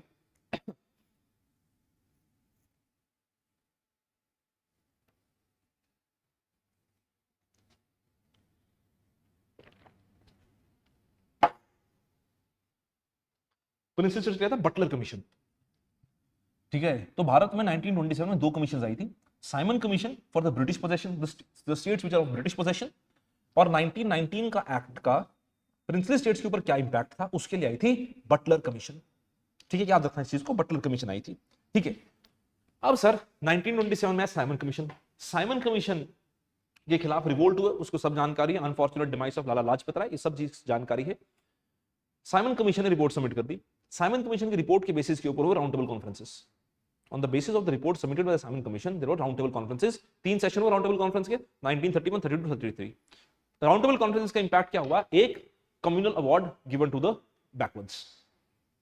ठीक है, communal award given to the backwards. सबको पता है बाबा साहेब अम्बेडकर ने जो कम्युनल अवार्ड दिया, जिसको बाद में महात्मा गांधी ने येरवड़ा जेल में जब भूख हड़ताल करी, उसके बाद दैट कन्वर्टेड इनटू रिजर्वेशन। ठीक है, पर मेन आइडिया बाबा साहेब का रिजर्वेशन नहीं था, मेन आइडिया बाबा साहेब का था कम्युनल अवार्ड, कि जैसे इनको मिल रखा ना बाकियों को, कि जैसे बाकियों को मिल रखा हमें भी दो। ठीक है, गांधी जी कहते नहीं सर हिंदू बढ़ जाएंगे, अब बाबा साहब कहते इकट्ठे कब थे, तूने मैं बराबर समझा कब है जो बढ़ जाएंगे। कहते चलो ठीक है, लोगों ने बाबा साहब के ऊपर प्रेशर डाला, बाबा साहब कहते चलो ठीक है मान लेते हैं, कम्युनल रिप्रेजेंटेशन ले लेते हैं, रिजर्वेशन ले लेते हैं। ठीक है, फिर गवर्नमेंट ऑफ इंडिया एक्ट, फिर उसी राउंड टेबल कॉन्फ्रेंसेस का नतीजा था गवर्नमेंट ऑफ इंडिया 1935। तो जो 1927 से 1935 के एक्ट का प्रोसेस स्टार्ट हो गया था कि साइमन कमीशन आती है, रिपोर्ट सबमिट करती है, राउंड टेबल कॉन्फ्रेंसेस होते हैं, राउंड टेबल कॉन्फ्रेंसेस के बाद क्या होता है, गवर्नमेंट ऑफ इंडिया 1935। ठीक है, ये government of India 1935, this is also known as the blueprint of Indian constitution. It is also known as the blueprint of the Indian Constitution, क्योंकि कई सारी ऐसी चीजें थी which were basically added from the government of India 1935 into the Indian Constitution. ठीक है, now when we talk about the government of India 1935, तो इसमें क्या करा गया, इसमें सबसे पहले तो this talked about the establishment of all India Federation. ठीक है, it talked about the establishment of all India Federation, but this all India Federation never came into being. इसने कहा था बनेगी पर बनी कभी नहीं। ठीक है, दूसरा इसमें इंपॉर्टेंट चीज क्या आया, इसमें इन्होंने आगे दिया हो, कहां गया, अच्छा, इसमें इन्होंने क्या किया, इसमें it talked about the list system. All India federation बनेगी, ठीक है, इन्होंने कहा कि ऑल इंडिया फेडरेशन बनेगी। अब ऑल इंडिया फेडरेशन जब बनेगी तो उसकी फंक्शनिंग कैसे होगी, उसके लिए इन्होंने इंट्रोड्यूस किया एक लिस्ट सिस्टम। इन्होंने कहा कि सर 3 लिस्ट होंगी, एक होगी फेडरल लिस्ट, एक होगी प्रोविंशियल लिस्ट, एक होगी कंकरेंट लिस्ट। कि फेडरल लिस्ट पे यूनियन लॉ बनाएगा, प्रोविंशियल लिस्ट के ऊपर स्टेट लॉ बनाएगा, कंकरेंट पे दोनों लॉ बनाएंगे। हमारे देश ने इसको उठाया, कॉन्स्टिट्यूशन में डाला, आज के समय पे ये है शेड्यूल 7, जिसको हम बोलते हैं union powers, the power of the states and the concurrent list. तो एज इट इज उठा के हमने इसको डाल लिया और वे फेडरल की जगह बस यूनियन कर दिया और कुछ नहीं किया। ठीक है जी, उसके अलावा गवर्नमेंट ऑफ इंडिया 1935 में क्या करा गया, गवर्नमेंट ऑफ इंडिया 1935 में कहा गया कि सर अगर सपोज करो कि हमने कहा कि फेडरल लिस्ट में कुछ सब्जेक्ट्स हैं, प्रोविंशियल लिस्ट में कुछ सब्जेक्ट है, कंकरेंट लिस्ट में कुछ सब्जेक्ट है, कोई नया सब्जेक्ट आ जाए फिर कौन लॉ बनाएगा। कि ऐसा भी तो हो सकता है ना कि ऐसा कोई चीज आ जाए जो लिस्ट में दिया नहीं हुआ। इंडिया के एग्जांपल लेके बताता हूं आपको मैं, इंडिया के एग्जांपल ने तो हमारे देश में 1947 में जब संविधान बनना शुरू हुआ, 50 में कंप्लीट हो गया तो संविधान बन गया। प्रोविंशियल उसमें यूनियन लिस्ट है, स्टेट लिस्ट है और कंकरेंट लिस्ट है, सब्जेक्ट्स डाले हुए हैं। क्या 1950 में किसी ने सोचा था कि आईटी एंड कम्युनिकेशन जैसा सब्जेक्ट आ जाएगा, आर्टिफिशियल इंटेलिजेंस आ जाएगा, किसी ने सोचा थोड़ी था। अब ये सब्जेक्ट्स आ गए, नया मेथड, नए इश्यूज आ गए। ठीक है, तो इसके लिए कौन लॉ बनाएगा, साइबर क्राइम आ जाएगा, इसके लिए कौन लॉ बनाएगा। ठीक है, इसके लिए लॉ बनाने जो सब्जेक्ट किसी भी लिस्ट में नहीं दिए हुए, जो पावर्स किसी भी लिस्ट में नहीं दी हुई, उन पावर्स को कहते हैं residuary powers. The powers or the subjects which are not mentioned anywhere, those kind of powers are known as residuary powers. Now these residuary powers were given to the viceroy. कि sir अगर ऐसा कोई subject आता है जिसके ऊपर कोई power ही नहीं है, किसी को नहीं पता किसने लॉ बनाना है, तो वाइसरॉय इसके ऊपर कानून बना देगा। Viceroy will form the law on that particular subject. आज के समय के ऊपर ये हमारे देश में पार्लियामेंट को दिया गया, इंडियन कॉन्स्टिट्यूशन में दिया गया, article 248 of the Indian constitution, parliament has the power to frame laws on the residuary subjects. ठीक है, पर उस समय के ऊपर किसको दिया गया था, वाइसरॉय के ऊपर।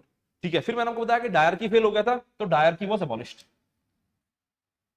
ठीक है, डायरकी फेल हो गया था, डायरकी वाज अबॉलिश्ड। तो इस तरह से जो था, इस तरह से गवर्नमेंट ऑफ इंडिया 1935 आता है। और लास्ट एक्ट आता है इंडियन इंडिपेंडेंस एक्ट ऑफ 1947। अभी जो इंडियन इंडिपेंडेंस एक्ट ऑफ 1947 है, इस इंडियन इंडिपेंडेंस एक्ट ऑफ 1947 ने डिक्लेयर कर दिया भारत को as a sovereign state from August 15, 1947। India sovereign state. ठीक है, सारा कुछ खुद कर सकते हैं। ठीक है, इन्होंने यहां तक बोल दिया, इस एक्ट में ना एक और चीज लिखी हुई थी, इस एक्ट में एक बड़ी इंपॉर्टेंट चीज लिखी हुई थी। इन्होंने बोल दिया कि भैया हमारा कोई कंट्रोल नहीं है, it is not dominion state, it is sovereign state. Sovereign state का मतलब क्या होता है कि भैया दे विल रूल देमसेल्व्स, हमारा कोई लेना देना नहीं है इनसे, कि क्राउन सिस्टम नहीं चलेगा, सॉवरन है, डोमिनियन नहीं है। दूसरी इंपॉर्टेंट चीज में जो बड़ी इंपॉर्टेंट लिखी हुई थी कि इसमें इन्होंने बोला कि there shall be a constituent assembly, जो पहले से काम कर रही है, उस कॉन्स्टिट्यूएंट असेंबली को दो पावर्स होंगी। एक, वो कॉन्स्टिट्यूएंट असेंबली संविधान बनाएगी, दूसरा वही कॉन्स्टिट्यूएंट असेंबली ऑर्डिनरी लॉज भी बनाएगी। वही कॉन्स्टिट्यूएंट असेंबली ऑर्डिनरी लॉज बनाएगी। जैसे आज भारत का पार्लियामेंट है, आज भारत का पार्लियामेंट ही ऑर्डिनरी लॉ बनाता है और आज भारत का पार्लियामेंट ही संविधान को भी अमेंड कर देता है। ठीक है, उस समय के ऊपर हमारी कॉन्स्टिट्यूएंट असेंबली ने ये दोनों काम किए कि ऑर्डिनरी लॉज भी बनाए और संविधान को भी अमेंड किया। और तीसरी बड़ी इंपॉर्टेंट चीज जो ना बहुत सारे लोग हमारे देश के कॉन्स्टिट्यूएंट असेंबली को क्रिटिसाइज करते हैं कि सर इसके पास पावर नहीं थी, ये सॉवरन नहीं था, वो यहीं से क्लियर हो जाता है। दूसरा, कॉन्स्टिट्यूएंट असेंबली ने क्या काम किया वो यहां से क्लियर हो जाता है। और तीसरा जो बड़ा इंपॉर्टेंट चीज जो यहां से क्लियर होती है कि हमारे देश में 1947 के इंडियन इंडिपेंडेंस एक्ट से ब्रिटिश ने सारी पावर ट्रांसफर कर दी। किस तरह से सारी पावर ट्रांसफर कर दी कि अगर आप ये पॉइंट पढ़ते हो तो इस पॉइंट में लिखा हुआ है कि जो इंडिया की पार्लियामेंट बनेगी, उस पार्लियामेंट के पास ब्रिटेन के द्वारा बनाए हुए जितने भी लॉज हैं जो इंडिया के ऊपर एप्लीकेबल हैं, इंक्लूडिंग इंडियन इंडिपेंडेंस एक्ट, तो Indian parliament can amend any of such act. उन्होंने कहा कि जब से हम इंडिया में आए तब से लेके अगर हमने ऐसा कोई कानून बनाया जो इंडिया के लिए एप्लीकेबल है, ठीक है, इंक्लूडिंग इंडियन इंडिपेंडेंस एक्ट, तो जो इंडिया की पार्लियामेंट बनेगी ना, इनके पास पूरा राइट है, पूरी पावर है कि ये ऐसे किसी भी एक्ट को अमेंड कर सकते हैं। इस चीज को बोलते हैं इंडियन इंडिपेंडेंस एक्ट ऑफ 1947। हाँ या ना? ठीक है जी, कोई डाउट किसी को? ऑफलाइन, ऑनलाइन को डाउट किसी को?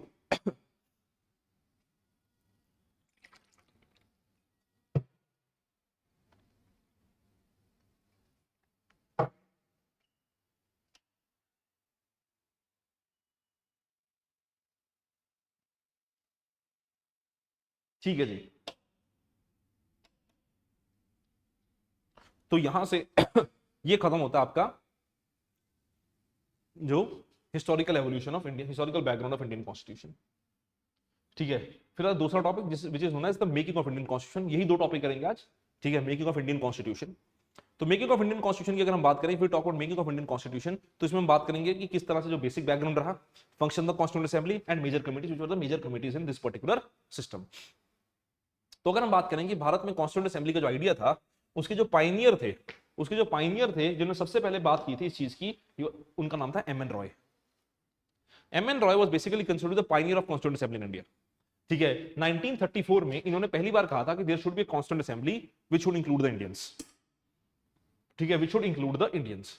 देन 1938 में नेहरू साहब ने डिक्लेयर किया, पंडित नेहरू ने, the constitution must be framed without outside interference by the constituent assembly elected on the basis of adult franchise।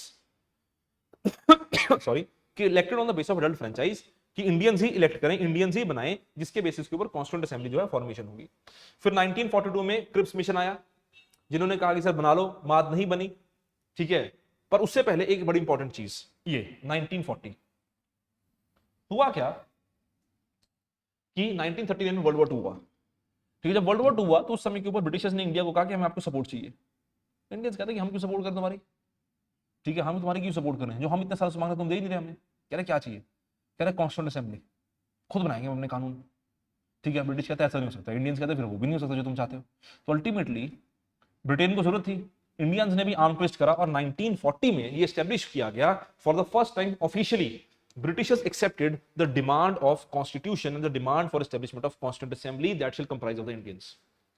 ठीक है, तो 1940 की जो अगस्त ऑफर आई, उस अगस्त ऑफर में पहली बार ब्रिटिश ने ये एक्सेप्ट किया था that there shall be a constituent assembly comprising of the Indians। फिर 1942 में क्रिप्स मिशन आया, जिस क्रिप्स मिशन का काम नहीं बना, और अल्टीमेटली आया कैबिनेट मिशन प्लान 1946। अल्टीमेट आया कैबिनेट मिशन प्लान 1946। तो भारत की जो कॉन्स्टिट्यूएंट असेंबली है, that constituent assembly in India was established on the basis of cabinet mission plan of 1946। ठीक है, अभी तक पार्टीशन डिसाइड नहीं हुई है, पार्टीशन 1947 के आसपास जाकर डिसाइड हो रही है, 47 में, उससे पहले पार्टीशन डिसाइड नहीं हुई अभी तक। तो 1946 में कॉन्स्टिट्यूएंट असेंबली की एस्टैब्लिशमेंट की बात कर दी गई। अब कॉन्स्टिट्यूएंट असेंबली की एस्टैब्लिशमेंट होगी क्या, कितने मेंबर होंगे, इस चीज को समझते हैं। अब ये कहा गया कि कैबिनेट मिशन प्लान के अकॉर्डिंग कि there shall be a constituent assembly of India, that constituent assembly of India shall consist 389 members in total। It shall consist of 389 members in total। ठीक है, out of the 389 members there shall be further categorization। of 296 and 93. In this 296, there shall be further segregation of 292 and 4. ठीक है जी, 296 and 93. अभी जो 93 members हैं, they were the members from the princely states. कि princely states को seats दी गई 93 seats. These members were to be nominated by the princes. या Kings जो राजे महाराजे हैं वो अपने मेंबर खुद नॉमिनेट करेंगे, अच्छा तुम्हें किसको भेजना है. अब आते हैं इसके ऊपर. जो 296 हैं, they were given to the British states, या the British possession या British territories in India. अब इसमें 292 और 4 की क्या कैटेगराइजेशन है? जो 292 है ये तो है ब्रिटिश प्रोविंसेस के, ठीक है. तो 296 में उन्होंने कैटेगराइजेशन कर दी ब्रिटिश प्रोविंसेस के, और जो 4 हैं they were given to the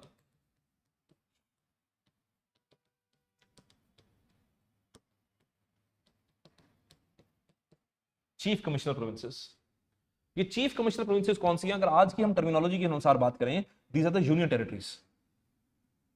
ठीक है, अगर आज की टर्मिनोलॉजी में बात करें, जिनको आज हम यूनियन टेरिटरीज कहते हैं, उस समय के उनको कहा जाता था चीफ कमिश्नर प्रोविंसेस. ठीक है, तो उस समय के भारत में 4 मेजर चीफ कमिश्नर प्रोविंसेस थी. दिल्ली, बलूचिस्तान लिखना चाहते लिख सकते हो. 4 चीफ कमिश्नर प्रोविंसेस थी. दिल्ली, ठीक है, बलूचिस्तान, दिल्ली, बलूचिस्तान, अजमेर मारवाड़, अजमेर मारवाड़ राजस्थान में जो जगह है, Ajmer Marwar, and 4th was Coorg, COORG, Coorg, COORG, Coorg, Karnataka में जो रीजन है कुर्ग. ये 4 जो थी they were basically the chief commissioner provinces. ठीक है, अभी जो मेंबर्स थे इन एरियाज के, 296 मेंबर्स जो थे, these 296 members they were to be elected. अब इलेक्ट कैसे होंगे? ठीक है, कह रहे अभी भी तो इलेक्शन करवाया था 1935 में, हम दोबारा इलेक्शन कैसे करवाएंगे? ब्रिटिश कहते हैं एक तरफ युद्ध चल रहा है, एक तरफ उन्हें जाना है. कह रहे तुमने क्या पंगा डाल रखा है? कहते तो एक काम करते हैं, इनडायरेक्ट इलेक्शन करवा लेते हैं. ठीक है, ये 296 मेंबर्स थे, this 296 members were indirectly elected by the elected members of provincial legislative councils. तो जो समय के ऊपर प्रोविंशियल लेजिस्लेटिव काउंसिल्स में इलेक्टेड मेंबर्स थे, उनको पावर दी गई कि आप इन्हें इलेक्ट कर लो, और उन्होंने इलेक्ट किया. जैसे आज हमारे देश में राज्यसभा के इलेक्शन होते हैं ना, उस तरह के इलेक्शन होती है. आज हमारे राज्यसभा के इलेक्शन जैसे होते हैं जैसे यहाँ पे इलेक्शन हो गए. ठीक है, तो अगर आप देखो तो कुछ मेंबर्स इलेक्टेड थे और कुछ मेंबर जो थे वो नॉमिनेटेड थे. तो इससे क्या पता लगता है? That the constituent assembly of India was partly elected and partly nominated.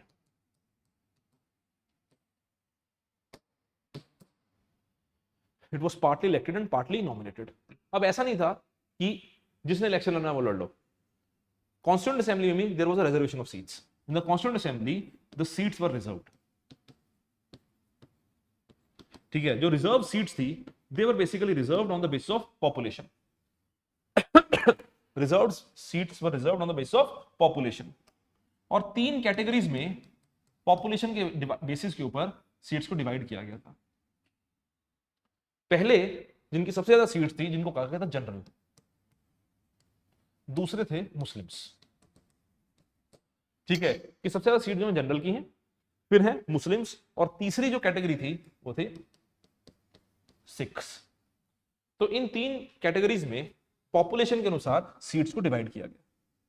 ठीक है, इलेक्शंस हुए. तो जब अल्टीमेट इलेक्शंस हुए तो मुस्लिम लीग के तो होश इधर उधर हो गए. उनको था कि यार जितने भी मुस्लिम डोमिनेटेड एरियाज हैं हम वहां भी जीतेंगे और बाकी एरियाज में हम शायद जीत सकते हैं. पर जब इलेक्शन के रिजल्ट आए तो इलेक्शन के रिजल्ट ने सबको अचंभित कर दिया, क्योंकि इलेक्शन रिजल्ट्स में क्या निकल के आया कि out of the elected seats जहां पे इलेक्शन हुए 200 seat 8 seats were won by the Congress alone. ठीक है, and Muslim League was only able to win 73 seats. Muslim League was thinking that they will win somewhere around 150 seats. ठीक है, and they will have a significant say in power. But when they witnessed that they have been able to win only and only 73 seats, और कई सारे ऐसे Muslim dominated regions थे Bengal side पे, Punjab side के ऊपर, जहां पे वो हार गए. तो उनको तो ये विश्वास नहीं हो जिन्ना हुआ.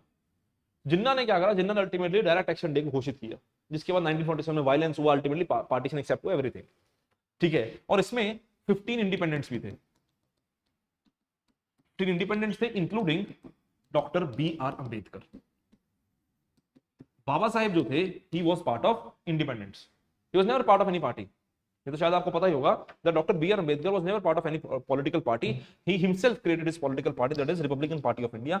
And after the establishment of Republican Party of India, few months after that, he unfortunately passed away. He was neither part of Muslim League nor he was the part of Indian National Congress.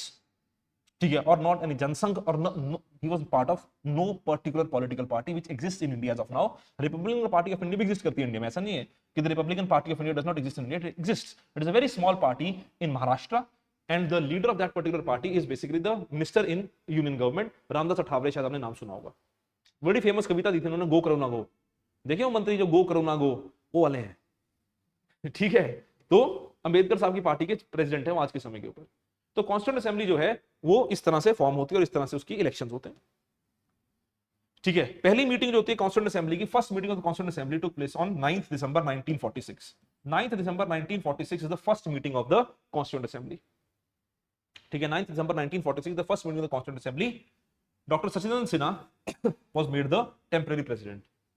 ये आज तक हमारे देश में प्रथा चलती है जो हमने फ्रांस से उठाई है कि senior most member as of now in India in during the time of election और during time after the election, जब पहली बार लोकसभा मिलती है या फिर स्टेट की विधानसभाएं मिलती हैं, तो जो सॉरी तो जो सीनियर मोस्ट मेंबर होते हैं उनको हम बनाते हैं क्या, उनको हम बनाते हैं प्रोटम स्पीकर।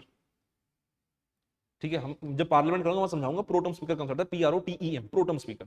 ठीक है, तो वो ही प्रोटम स्पीकर का जो कॉन्सेप्ट था वो यहां लाया गया, इनको बनाया गया टेम्परेरी प्रेसिडेंट, की सबसे सीनियर मोस्ट मेंबर थे। फिर 11 दिसंबर 1946 को मीटिंग हुई, उसमें बनाया गया डॉक्टर राजेंद्र प्रसाद,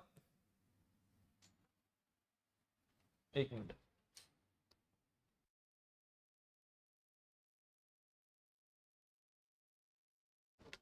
डॉक्टर राजेंद्र प्रसाद को बनाया गया 11 दिसंबर 1946 को, डॉक्टर राजेंद्र प्रसाद को बनाया गया क्या, एज द परमानेंट प्रेसिडेंट। ठीक है, इनको बनाया गया परमानेंट प्रेसिडेंट।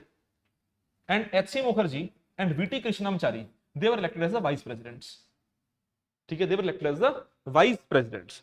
फिर 13 दिसंबर को दोबारा मिलते हैं और 13 दिसंबर को जवाहरलाल नेहरू लेके आते हैं ऑब्जेक्टिव रेजोल्यूशन।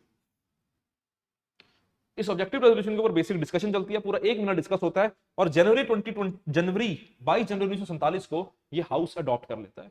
यही ऑब्जेक्टिव रेजोल्यूशन बाद में मॉडिफाइड फॉर्म में, in modified form, this objective resolution in modified form became the preamble to the Indian constitution. यही था जो बाद में जाके बना भारत के संविधान का प्रीएम्बल, मॉडिफाइड फॉर्म में। ध्यान रखना, एज इट इज नहीं बना, मॉडिफाइड फॉर्म में बना है। ठीक है जी, अब इंडिपेंडेंट सॉवरेनिटी जिसकी चैलेंज होती है, जैसे मैंने आपको बताया कि दिस वाज इंडिपेंडेंट, कि इंडियन इंडिपेंडेंस एक्ट ने इसको इंडिपेंडेंट घोषित कर दिया था। ठीक है, दो फंक्शन चलते हैं, एक तो it continued as what, it continued as the constituent assembly and it continued as the ordinary lawmaking body. So when it met as the constituent assembly, Dr. Rajendra Prasad was the chairman, and when it met as the ordinary legislative body, GV Mavlankar was the chairman.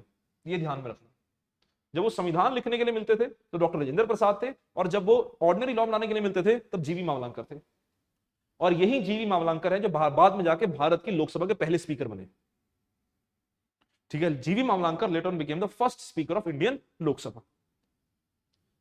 ठीक है जी, तो when we talk about the function of the constituent assembly, तो function of the constituent assembly में ये इससे पता लग जाएगा आपको, कहां गया वो, कहां गया चार्ट सा, इससे पता लग जाएगा। ठीक है, पीछे आना था, चार्ट आगे चला गया। Function of the constituent assembly अगर हम देखें तो 1949 को कॉन्स्टिट्यूएंट असेंबली ने क्या किया, the constituent assembly 1949 it passed और it became the member of commonwealth. ठीक है, पहली चीज। दूसरा, adoption of national flag in July 1947। ठीक है, ये याद रखना, एक फैक्चुअल चीजें याद रखना, ये काम आती हैं। 1950 के 24 जनवरी को दो मेजर चीजें की गई। पहला, adoption of national anthem and national song. दूसरा, election of doctor Rajendra Prasad as the first president of India. जब अक्सर ना ये लोग को कंफ्यूजन रहती है कि प्राइम मिनिस्टर बने 1952 में पंडित नेहरू, क्योंकि ना होता क्या है कि जैसे लोकसभा के इलेक्शन 5 साल बाद होते हैं, वैसे ही प्रेसिडेंट के इलेक्शन भी 5 साल बाद होते हैं, तो उसमें सिमिलैरिटी नहीं मिलती है। राष्ट्रपति इलेक्शन जो 2027 में हो जाएंगे और जो लोकसभा इलेक्शन 2029 में होंगे। क्यों होगा? क्योंकि 2 साल पहले काम शुरू हो गया था। 1950 में राष्ट्रपति बन गए थे, प्राइम मिनिस्टर बने 1952 में। तो जो पहले प्रेसिडेंट की टर्म थी वो थे 1952 टू 55, पर पहले प्राइम मिनिस्टर की टर्म थी 52 टू 57। तो ये 2 साल का गैप पहले दिन से चल रहा है। बात समझ रहे आपको मेरी? हाँ या ना? ठीक है, तो ये जो था ये मेजर फंक्शन था कॉन्स्टिट्यूएंट असेंबली का। अगर हम कॉन्स्टिट्यूएंट असेंबली की मेजर कमिटीज की बात करें तो ये है उनकी मेजर कमिटीज। कॉन्स्टिट्यूएंट असेंबली में टोटल 22 कमिटीज बनाई गई थी। There are total 22 committees in the constituent assembly. ठीक है, out of this 8 were the major committees. उन मेजर कमिटीज का नाम आपके सामने लिखा हुआ है। ठीक है, उन मेजर कमिटीज का नाम आपके सामने लिखा हुआ है। मैं इनको याद करने का थोड़ा सा तरीका बता रहा हूं मेजर कमिटीज का, आपको ध्यान में रखना है इस चीज को। कि अगर हम मेजर कमिटीज के ध्यान रखने का तरीका रखें कि ये देखो 3 ही मेन नेता हैं, पंडित नेहरू, सरदार पटेल, डॉक्टर राजेंद्र प्रसाद। ये तीनों जो हैं मेजर कमिटीज के हेड हैं। अगर हम बात करें रूल्स ऑफ प्रोसीजर कमेटी की और स्टीयरिंग कमेटी की, ये आज भी भारत में एग्जिस्ट करती हैं। Inside the parliament they still exist. ये जो कमेटीज होती हैं ये किस चीज के फंक्शन में काम करती हैं कि हाउस कैसे फंक्शन करेगा, हाउस के रूल्स क्या होंगे, उसकी इंटरप्रिटेशन क्या होगी। तो अगर हाउस के रूल्स की इंटरप्रिटेशन को या हाउस के रूल्स को डिसाइड करना, हाउस के फंक्शन को डिसाइड करना है, तो ये कौन डिसाइड करता है? हाउस का चेयरमैन। ठीक है, आज अगर हम लोकसभा की बात करें तो स्पीकर लोकसभा इन कमेटीज के एक्स ऑफिशियो हेड होते हैं। राज्यसभा की बात करें, चेयरमैन राज्यसभा इन कमेटीज के एक्स ऑफिशियो हेड होते हैं। उस समय के ऊपर कॉन्स्टिट्यूएंट असेंबली के चेयरमैन कौन थे? डॉक्टर राजेंद्र प्रसाद। तो रूल्स प्रोसीजर कमेटी और स्टीयरिंग कमेटी की हाउस किस तरह से फंक्शन करेगा, क्या रूल्स होंगे, उसके हेड कौन होंगे? प्रिजाइडिंग ऑफिसर ऑफ द और the chairman of the constituent assembly. तो यहां आएंगे डॉक्टर राजेंद्र प्रसाद। क्लियर हुई बात? हाँ या ना? ठीक है, ये मैं वो तुम्हें ट्रिक बता रहा हूं जिस तरह से हमने याद करा हुआ था। ठीक है, तो डॉक्टर राजेंद्र प्रसाद क्लियर हो गए। फिर आते हैं हम ऑन टू थिंग्स कि सरदार पटेल। अगर आप सरदार पटेल के बारे में पढ़ते हो, सरदार पटेल का आप कॉन्स्टिट्यूएंट असेंबली डिबेट देखते हो, कुछ भी करते हो, तो आपको पता है कि Sardar Patel was basically responsible for the integration of India. ठीक है, पहली चीज। दूसरी, he was a very important supporter of fundamental rights in India. ठीक है, अगर हम कॉन्स्टिट्यूशन देखें तो कॉन्स्टिट्यूशन ऑफ इंडिया में 2 major parts, part 3, part 4। Part 3 के जो सबसे मुखर सपोर्टर थे वो थे सरदार पटेल, और पार्ट 4 जो डीपीएसपी उनके सबसे मुखर सपोर्टर थे पंडित नेहरू। कि सिर्फ राइट्स नहीं, सरकारी जिम्मेवारी भी होनी चाहिए। ठीक है, तो सरदार पटेल जब इंटीग्रेशन ऑफ इंडिया की बात करते हैं तो प्रोविंशियल कॉन्स्टिट्यूशन कमेटी, जहां पे प्रोविंसेस की बात हो रही है, प्रोविंसेस के गठन की बात हो रही है, सरदार पटेल। दूसरी fundamental rights committee, Sardar Patel. और बाकी तीनों के पंडित नेहरू। कि यूनियन की पावर क्या होगी? पंडित नेहरू।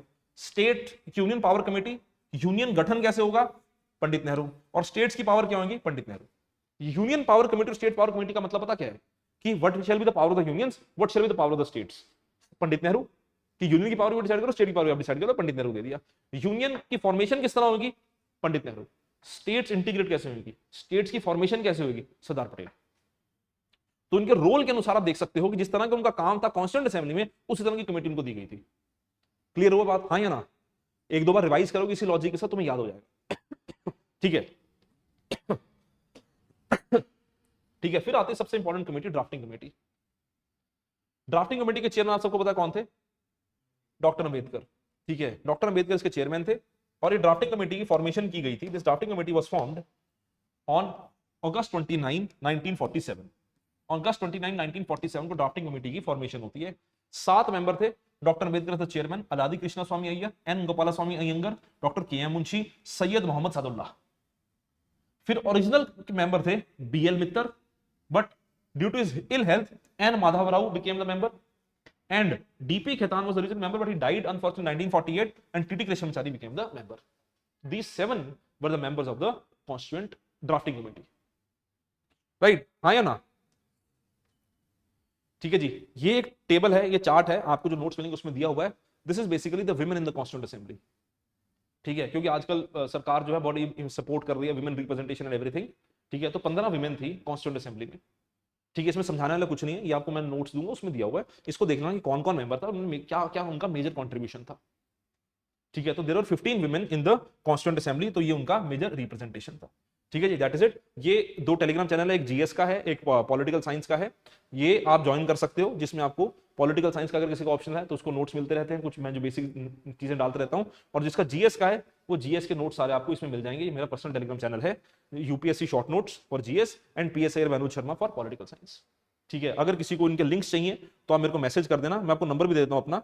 ठीक है, कि आपको किसी भी तरह का कोई डाउट हो इस क्लास में, ठीक है, या आपको टेलीग्राम चैनल के लिंक चाहिए हो या किसी भी तरह का डाउट हो आपको पॉलिटी में लेके, so you are always free to drop me message.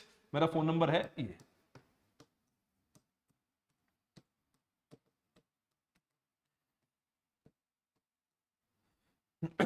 ठीक है जी, इसमें मेरे को मैसेज कर देना, पॉलिटिकल साइंस के किसी भी तरह की आपको सपोर्ट की जरूरत हो, ठीक है, या फिर जीएस के लिए, पॉलिटी के लिए, आईआर के लिए, किसी भी तरह की सपोर्ट करो। अदरवाइज एज वेल, ये जो मेरा टेलीग्राम चैनल है वो सब्जेक्ट न्यूट्रल है, वो सब कुछ ही नोट्स वगैरह या न्यूज़पेपर इंपॉर्टेंट पॉइंट्स में डालता रहता हूँ।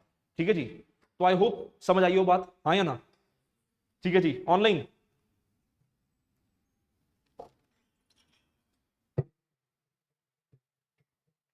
ठीक है जी, then I will meet you tomorrow same time. ठीक है, नोट्स आपको शाम को मिल जाएंगे। ठीक है जी, थैंक यू।